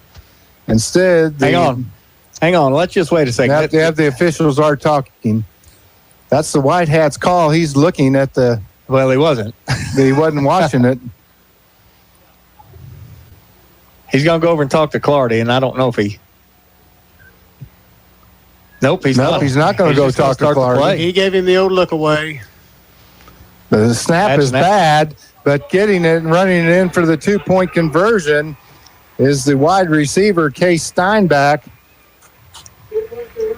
And they go up by 5, 30-35. That really won't make any. I guess you could tie it with the. Yeah. Nope, you still couldn't tie it with a field goal. You're going to have to score a touchdown one way or the other. So Bolivar's got 4 minutes and 19 seconds to get this ball in the end zone and go home with the W. Wow. What a change of fortune. Yep. You know, we haven't run a kickback all year. It's been all year since we've had a kickback that's not went back. Yep.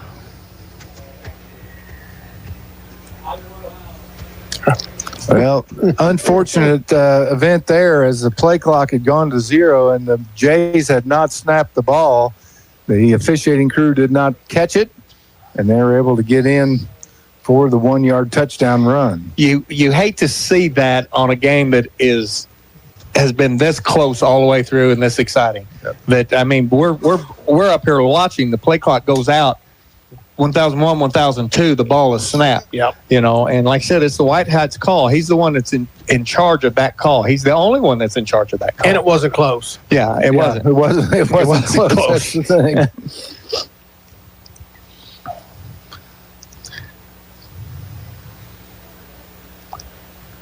Webb City 46, Neosho 43 final. The Cardinals right the ship there. Mount Vernon beats Lamar 21-0. We got a dandy here as well. High end over end kick going to be fielded by Jackson at the 15 to the 20. Dances around to the 30, comes near side 35, and dropped at the 37-yard line. So pretty good field position for the Liberators to start this hopefully winning drive. Now, we haven't had any trouble moving the ball this second half. We've ran the ball extremely well. We just had the fumble the last possession that really changed the whole game. So there's no need for us to panic at this point. No. We just need to run the ball, get our first down, get down around and score. We've done it all game long. Yeah. You know, Marshfield's got a little momentum right now, but we just get a couple good runs on it and take a little of that air out of their balloon right now. Hill in at tailback, 2 receivers to the near side, 1 to the far side for Banner. A handoff to Hill. He breaks the seam, across the 40, misses another one, runs into 2 or 3 people, and now we got to get the clock stopped. He'll pick up about 6 yards on the carry. Update on the Log Rog West Plains, 26-25 in the third quarter. We'll be watching that one. These games have a lot of implications on this particular game right here. Yeah. Things are going to change. This is a district changing night right here, boys and girls. Absolutely. Nichols in the slot on the far side. Mortensen out there. Bliss here on the near side. Banner takes a snap, throws in the near corner to Bliss, and it's incomplete. Okay. Stops the clock. That stops the clock with 3:27 left to play. Third and 4.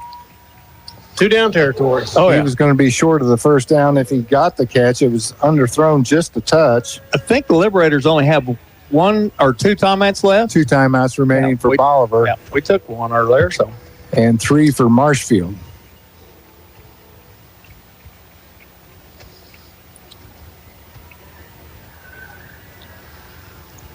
Hill in at tailback.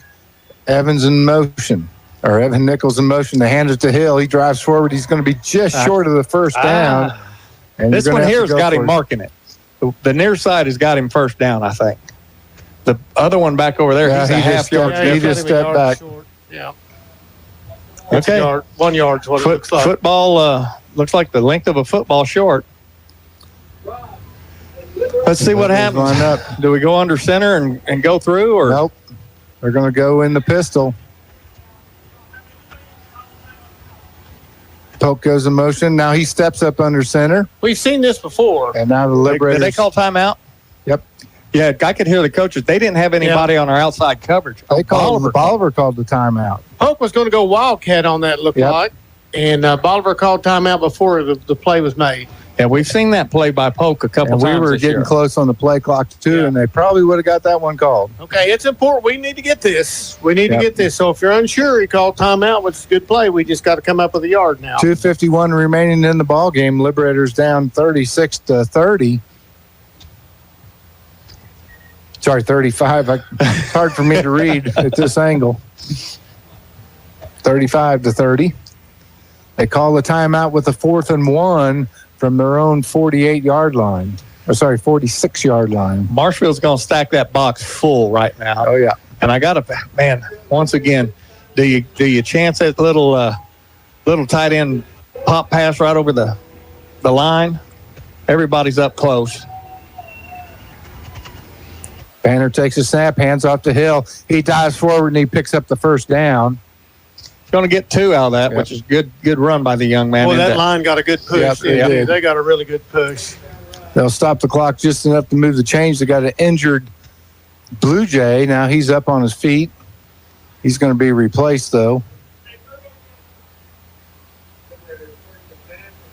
And the Liberators playing tempo now, as they're going to have to, with 2:42 left to play, needing to pick up about 51 yards to get in the end zone. They hand off to Hill. He finds another seam, drives forward, still driving. He picks up a first down. That's another hometown furniture and mattress first down. You know, guys, let's look back at our season. First game of the season, we're up with Osage. We have the ball left with 1:20 and march all the way down the field, all the way down, almost score. Then the second game, the same thing against Harrisonville. So we've been here before. Nerve should not be an issue. And the handoff to Hill. Again, he drives forward, and he's going to pick up another hometown furniture and mattress first down. The freshman seems to have put the Liberators on his back because he was by himself there with 3 Blue Jays holding on to him, and he went for 12. Liberators now deep into Blue Jay territory as they spot the ball at the 27-yard line. 1st and 10. Guess who? Hill. This time he's hit from behind, but still drives forward. Somebody's helmet popped off. He's still going. He's going to pick up 5 yards on that carry. 3 of that was in reverse. Yep. It's been a hard-hitting game as the defensive tackle on this side got his helmet popped off. He'll have to come off the field. Time. That'll stop the clock. It should stop the clock. Yep, 1:55. Nope, they're still running the clock. 2nd down and 5. Polk flips from the far side to the near side. They give it to Hill. He finds another seam, dives forward. He's going to be just short of the first down. About a yard. It'll be 3rd down and 1. Clock still running. Nope, they stopped it. Well, we got an injured Blue Jay down. Yeah, we got there. a Blue Jay down. Okay. Got to wonder if Cyrus may come in to give Hill just a little bit of a breather here, but this timeout may allow Hill to stay in the game. The injured Blue Jay is Gage Harles. Yeah, he's up now. He's coming off. I think he might have had a cramp. Yep. He's a big boy. Yes, he is. That might come to benefit right there because he's hitting that spot, taking up that spot right where we've been running Hill. May get a smaller young man in there to replace him. Or maybe a less seasoned young man. Yep, there we go. Liberators at the line and ready to go. Jackson in the ball game. Good call, Suddy.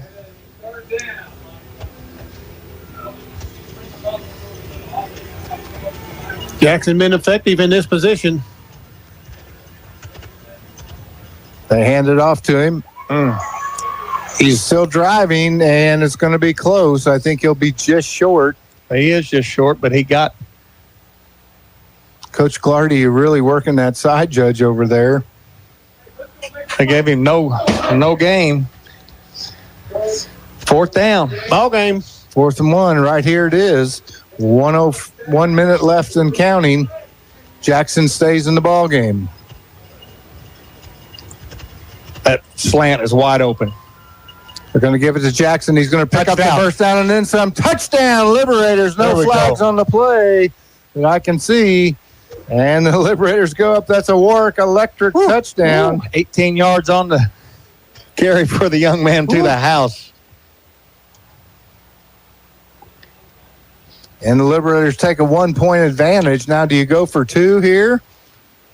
I see 1. No, 2 won't matter. Well, we're up 1 right now. Keep it a tie. A field goal could tie us.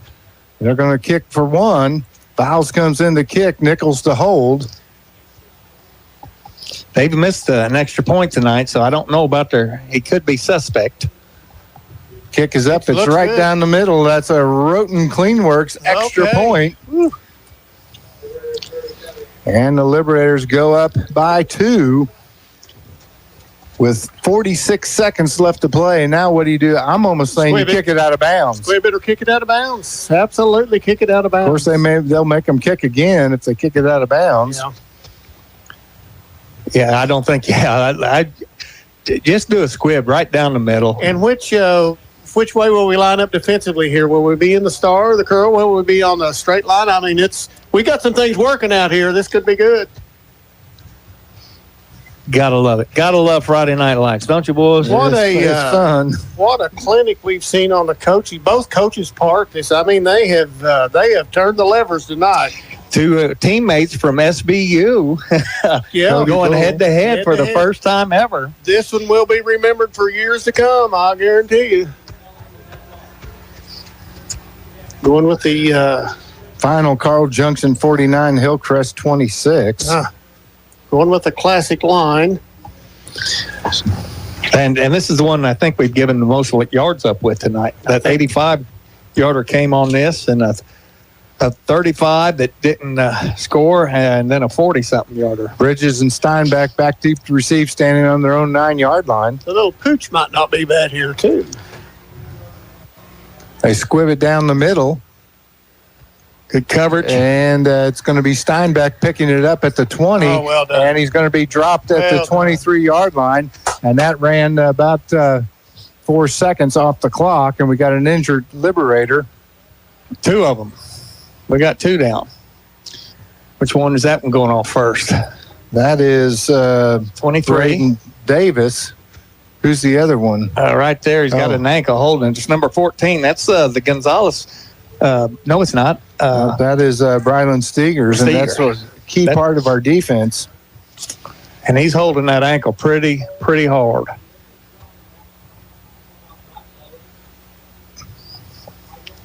Yeah, that was great coverage on that kick, by the way. That was textbook. It took a long time for it. It was a slow rolling squib kick, and they had to come up to get to it. Liberators had already busted through the front line. So they're tending to steal. They're going to get him up, standing up, but he does have appears to be a high ankle sprain. 41 seconds to go here in the fourth quarter. Liberators up by 2, 37-35. So they'll have to replace him on defense. And one thing you don't want to do is let number 11 get behind you. That's exactly right. We've done that a couple times this evening. I'm pretty sure we have went over that repeatedly over on the sideline. I'm guessing. Let's see if Marcelli's in the ball game. I don't think he is. I think they've got the other back in there. He's not out there. Nope, he's not. They've got Trenton Rosenthal in there. So I'm going to say they're going to go to the air. Steigers is having to be helped off by two players. So that's, like I said, a high ankle injury probably. Yeah, he's not putting anything on that right leg. Okay, comes down to defense, Liberators. See what we got in the tank, boys. Two receivers wide to the far side, up back on the near side. Liberators with Adams four-man takes front. the snap, looking to throw near side, has his man, and he drops it. He was wide open, and I mean, hit him right in the hands. That was Caleb Bull dropping the pass. That stops the clock with 38 seconds, 2nd down and 10. That was a well-run route right there, and if he'd have held on to that, I think he was gone. He could have made some things happen right there. He had a good angle.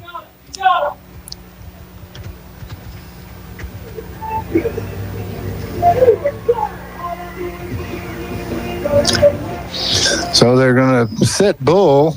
They'll have one to either side, up back on the near side. Adams looking to throw, has his man incomplete, underthrew the intended receiver, Leighton Callaway.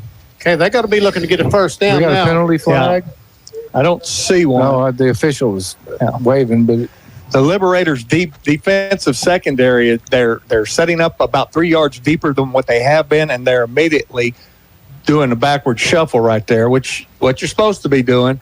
But you better make sure of that tackle. They're going to allow them to catch that 5, 10, 15-yarder in front of them. 35 seconds left on the clock. Trips to the far side. Adams rolls out there under some pressure. Now gets hit as he throws it and overthrows his intended receiver. Incomplete. Okay. Carter James was the intended receiver, and it's going to be 4th and 10 now. 30 seconds left in the ball game. Liberators holding on to a 2-point advantage. Marshfield's got to make the first down here at the ball game. Yeah, Marshfield has they have 2 timeouts left, I believe, now, don't they, Matt? No, all 3 of them. All 3. So, We'll probably see one here, I would say. Well, yeah, either that or they're going to call that play, and then they got 15 on the game clock, and they're going to bring it to the line of scrimmage. They're going to have to hurry up. 9, of course, they might get an extra 2 seconds. Yeah. 6 on there. 5, 4, 3, 2, 1. They get it off. Adams looking to throw under some pressure, steps up in the pocket, gets rid of it. Incomplete. Liberators get the ball back. They turn it over on downs, and they're going to have 24 seconds. They'll have to take 1 snap, and the Liberators are going to pick up their 2nd victory of the year on a 2-point win over Marshfield here at Barr Stadium tonight. Wow. What a game. Wow. Ups and downs in this thing. Yeah, on a crazy night of Friday night football. Marshfield fans leaving in droves right now.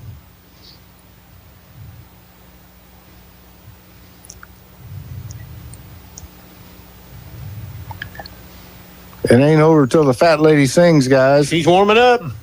He's got 3 timeouts. All we gotta do is make sure we get the first snap. Well, he'll burn all of his timeouts, I'm sure, hoping for a bad snap. Banner in the pistol, and Hill beside him. Takes a step. They're going to hand it off to Hill, and he's going to drive forward, and he's going to pick up about 6 yards. That's wow. That's confidence, baby. That's confidence. Well, you got a freshman who fumbled the ball. You give it to him. Let him make it up. And I guarantee you he'll take it to the house if he can. And they haven't called a timeout. I don't know why the clock isn't running.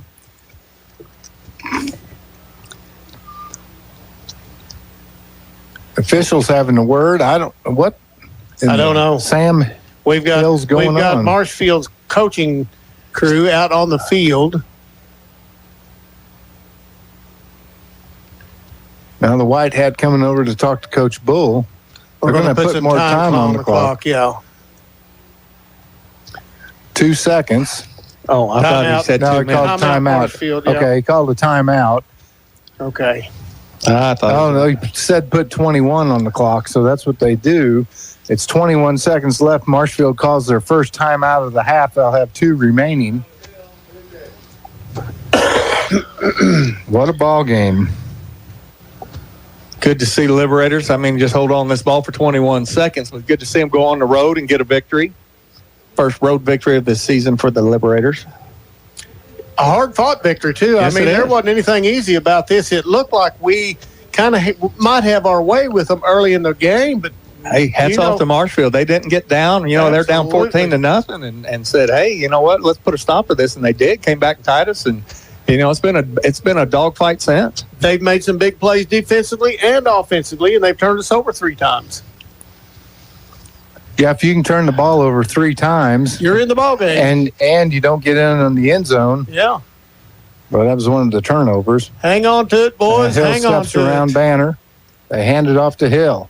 He kicks it in, and he picks up about another 3. And see if they call the timeout. They do, stopping the clock with 17 seconds. So they'll have 1 timeout remaining.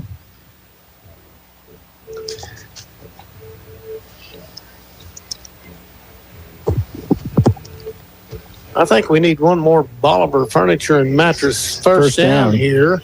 And by the way, we have noticed that one of our old friends of Bolivar Mattress, our Furniture and Mattress, Mr. Cucci is here tonight. David Cucci, a former SPU golfer and basketball player from Fordland. Is he Fordland or Seymour? He's over at Seymour, where Randy's from. Yep. Him and Randy are friends, actually. Yep. Golfing buddies. They are. They can both golf. I can tell they can you both that. golf. I've played with both of them, and yes, you are right. I have too. All right, here we go. 3rd down and 5. Hill in the backfield with Banner. They hand it off to Hill. He drives forward, and they'll stop it one more time. And now all the Liberators have to do is snap the ball. Well, they got to get first. They'll get 12 seconds on the clock. So, if we don't get the first down, they can get the ball back. They could get the ball back, or we could try for a field goal here as well, which would take no time off the clock. So maybe a long end around run by Banner into the backfield. Just run. Just run around. The old chicken with the head cut off play, boy, just run. He could almost run all the way down here. He can run backwards. That's true. Probably what he needs to do. I don't know if I'll do that, though, because if he doesn't do it, then he's there in field goal. That's true. That's true. They He can tackle run down to the 50, run backwards to the 50, and then just run around. I don't know. Or Hill could pick up a first down here for us. Or he could take it to the house and put some more points on our district deal. I guess you have to have 14 points. That wouldn't add to it. All right, here we go. 4th down and 5. Ball at the 20-yard line. Banner takes a snap. He's going to keep it himself. He's going to pick up the first down and then some. He makes it in the house. He gets down to the 2, and that'll stop the clock with 5 seconds left. And the Liberators looking at a fresh set of downs, and they'll have to take one more snap. And the coach is going to kneel on it, I guarantee it. Yep. That was definitely the Bolivar Furniture and Mattress first play of the game. That was it. Sealed the deal. First run of the night for Banner, and he picks up the first down. And it's over. And it's over. Liberators win it here tonight, 37-35 over the Marshfield Blue Jays. Marshfield falls to 3-2 on the season. The Liberators go to 2-3. And we're going to send it back to the studio. We'll be back with the postgame show. You're watching Bolivar Liberator Football, MoSportsZone.com, and listening on YourCountry 99. Welcome to the bundle event. Entering now our undisputed tag team champions, the mid-size SUV and the mid-century modern. Together with a State Farm agent, this auto and home duo are a powerful force of savings, service, and customizable coverage. Now, let's get ready to bundle. Come see us, Diana Andrews, 326-2636. Availability and amount of discounts and savings vary by state. As Has your local bank stopped feeling local? Hello, this is Matt Hindenburg with Grand Missouri Bank. At Grand Missouri Bank, we are proud to be the only locally chartered bank in Bolivar, with the local owners and decisions made right here at 1630 South Killingsworth. You'll always work with our friendly, experienced team. From offering personalized financial services to building lasting relationships, whether you're borrowing or depositing, we're here for you. Come see us at Grand Missouri Bank, Bolivar's true community bank, member FDIC and equal housing lender. Hitachi Energy in Jefferson City is seeking beginning and seasoned welders. No certification needed. Gain knowledge and expertise from their expert welders in their Hitachi Welding School. Enjoy a safety-focused and climate-controlled environment while you work. With a benefit package that starts on day one and pay up to $27 per hour, Hitachi inspires progress for a future that you and your family deserve. Join their diverse team of professionals today by applying at HitachiEnergy.com. HMI Fireplace is here to serve your community and promote local youth sports programs. It's in HMI's history to keep your home safe and to be on the ball when winter strikes. Come into HMI Fireplace and let them write up the best defense for Old Man Winter today. Look them up online at HMIFireplaceShop.com or give them a call. No one warns you like In the market for furniture? Don't go to the big corporate stores in Springfield and pay their wildly inflated prices just for them to pay their big dividends to their New York City shareholders. Shop at your locally owned favorite, Hometown Furniture and Mattress, where we have made furniture affordable again. From budget to luxury, we have it all. Ask us about our financing made easy, no credit needed. Come see us today right here in Bolivar at 451 South Springfield Avenue next to Tres Amigos, or call us at 417-912-7681. Don't overpay, take home today. Welcome back to Barr Stadium here at Marshfield, where tonight the Bolivar Liberators win at 37-35 over the Marshfield Blue Jays in what was a wild and exciting game. And it's just been a crazy night. And we're looking at these scores. We're going to let Clay get his stats wrapped up, but some crazy scores from around the area. This was a crazy game here. Is it a full moon, Suddy? It's got to be somewhere. Got to be. Mount Vernon shuts out Lamar 21-0. That's a strange one. Webb City was down late. They finally come back and beat Neosho 46-43. And Branson beat by Parkview 18-13 tonight. Shocker. Still got a third quarter score in the Log Rog West Plains game, 26-25. No update on that. Carl Junction was down to Hillcrest, but they come back and win 49-26. And there's just some strange stuff going on in high school football tonight.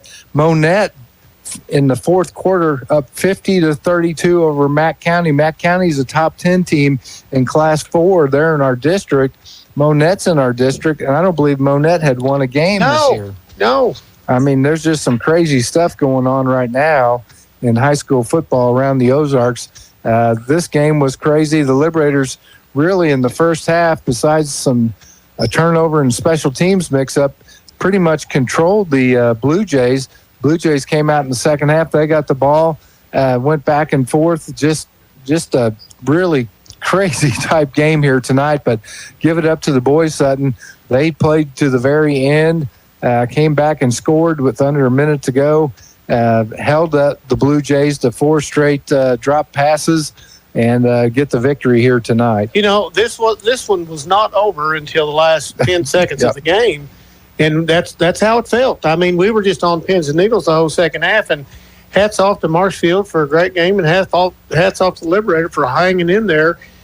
We just gave them a whole bunch of hill that second half. We know he had over 100 yards in the first 200, half. Yeah, I think he had 200. In the first half, and probably that much in the second half, so it was a whole lot of hill. And Cyrus Jackson came in and just played like a champ, had a huge run. Looked like a locomotive running over Buffalo out there. I mean, he was doing it. Yeah. So, we were some of the parts of our game was really, really good. The turnovers, we've got to stop the turnovers, but we were able to get by it this night. So, you ready, Mr. Meyer? I am. I think I am anyway. So here we go. Starting the third quarter, Bolivar comes out and ties ball game 14-14. We kick a field goal with 6:27 to go in the third quarter, making it 17-14. Marshfield comes back with an 80-yard touchdown pass on the first play.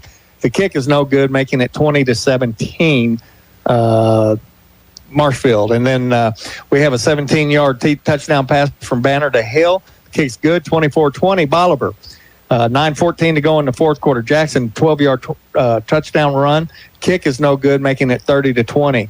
14-yard touchdown run by Marshfield. Kick is good, making it 30-27. Oh, I'm sorry, it was us again, making it 30-27. Oh, I missed one of the scores there. All right. Anyway, 14, 1-yard touchdown run. 2-point conversion is good, 35-30. Play clock expired, but Marshfield was able to go up 35-30. Then we answered, though, with 46 seconds to go in the fourth quarter with an 18-yard touchdown run by Jackson. Kick is good, making it 37-35. We hold on defensively, making Marshfield turn the ball over on downs with 24 seconds to go, and we run out rest of the clock. Winning by 2, 37-35. Totals for the night. Young man Chapel Banner has 3 touchdown passes and 2 interceptions. He was 10 for 14 on the night, though, with 190 yards. Targets, Evan Nichols had 3 catches for 49 yards. Paul Bliss with 3 catches, two of them for touchdowns, total of 109 yards. Evan Mortensen had 1 catch. Colt Hill had 1 catch for 2 catches for 29 yards, one of which was a touchdown. Rushing the ball, Hill, tremendous job. He went over the century mark in both halves. He had 106 in the first half, and in the second half, he had 115 for a total of 221 on 31 carries with 1 fumble. No touchdowns carrying the ball. Enter Cyrus Jackson, who carried the ball 12 times for 99 yards and 2 touchdown runs. So good job by the Liberators tonight offensively. We did have those 3 we had 3 turnovers, 2 interceptions, and 1 fumble. Once again, that's an Achilles heel for us. For the Liberators is taking care of that ball. We've had at least 2 turnovers in every ball game that we have played so far this year in the first 5 games of the season, Matt. Yeah, and one thing I'm going to say is Hill fumbled that ball late in the game, and Coach put him right back in there when he got some fresh legs. He's playing both sides of the ball, and pretty much told that kid, "Hey, I believe in you. Go out there and get it done." And absolutely, he answered the bell and got it done. And you got to say Cyrus Jackson too. When he gets his chance, man, he made it work.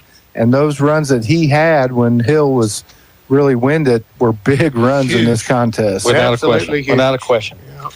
Yeah. And I think that's the first fumble that Hill's had. The first time he fumbled all year. And, last week, what I tell you all last week, he had 18 carries or something like that. And, 31 here tonight. You never like to see a fumble, but keep in mind he's a freshman.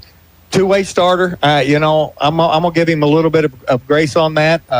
But he might be carrying the football around in the hallways for rest of the next week, How many total yards did he wind up with? 221. 221. You guys see Coach Clardy?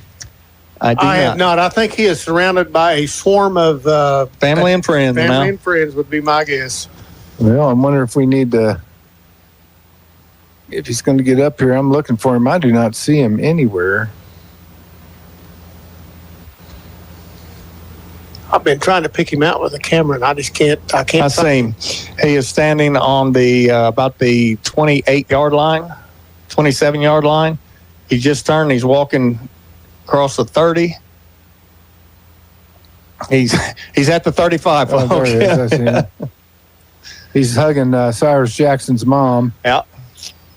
So. And Cyrus. Well, we'll send it back to the studio for a short break. See if he heads up this way. You're watching Bolivar Liberator Football on MoSportsZone.com, listening on YourCountry 99. Drilling, the action of making a hole in something by boring with a drill. Sounds simple, right? Well, it's not, especially when it comes to water wells, geothermal drilling, and environmental monitoring. With over 20 years experience, Jeremy McCarthy and his crews at McCarthy Drilling will have your project completed efficiently and effectively using state-of-the-art drill rigs. Don't leave your drilling to just anyone. Contact the experts at McCarthy Drilling in Halfway. McCarthy Drilling done right. Bold transformations start at MD Lux Aesthetics and Med Spa in Bolivar. Lose weight with personalized solutions. Balance your body with expert hormone therapy. Revitalize your skin with powerful laser treatments. And refresh your look with precision injections. Every journey begins with a $50 consultation credited towards your service when you move forward. Find them on Facebook or find them behind Bill Roberts Chevrolet. Step into the future of beauty and wellness where cutting-edge science meets self-care. MD Lux Aesthetics and Med Spa. Mid-Missouri Bank has crossed another huge benchmark.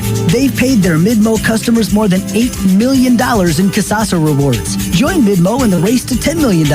Get in on your share of the earnings today. Whether it's cash back on debit card swipes or a high interest rate on checking and savings account balances, Midmo Bank pays you for the spending activity you're probably already doing. You deserve more for your money. How does more money sound? Open an account in minutes at openaccounts.midmobank.com. Mid-Missouri Bank. Member FDIC. Stay active and energized at the Bolivar Recreation and Aquatic Center. Hit the gym, take a fitness class, or shoot some hoops in the full-size gymnasium. They've got a seasonal indoor pool, top-notch equipment, flexible class options, and convenient childcare while you work out or attend activities. Need space for an event? Rent out the gym, studio, or multi-purpose rooms, perfect for parties, meetings, or team events. Open daily with hours to fit your schedule. Bolivar Recreation and Aquatic Center, where Bolivar comes to move. Located just off Broadway. Join the action today. Welcome back to Barfield here at Marshfield, where the Liberators win it tonight 37-35 in a thriller of a contest. Come from behind in the last minute and pick up the victory tonight. Looks like Coach Clardy's pretty crowded down there. I don't think we'll get him, but congratulations to him on his homecoming victory here as he comes back to Marshfield first time as a head coach. And good job by him and the Liberators tonight. Don't forget, Wednesday night, the Coach's Corner live from Barge's Pizza just off the Bolivar Square. And you can go down there if you're watching the game there. Good job down there. Barge's will be looking forward to it. Anything you guys want to add? Hey, Big Mike, we'll be there on Wednesday. Just get us warmed up once again, man. Yeah. All right. That's going to wrap it up for us here tonight. Matt Hindenburg for Sutton Medley, Clay Meyer saying so long, and thank you for watching Bolivar Liberator Football on MoSportsZone.com and listening on KYOO, Your Country. This Bolivar Liberator sports broadcast is made possible by these great sponsors. Be sure to tell them how much you appreciate their CNC Farm and Home Supply.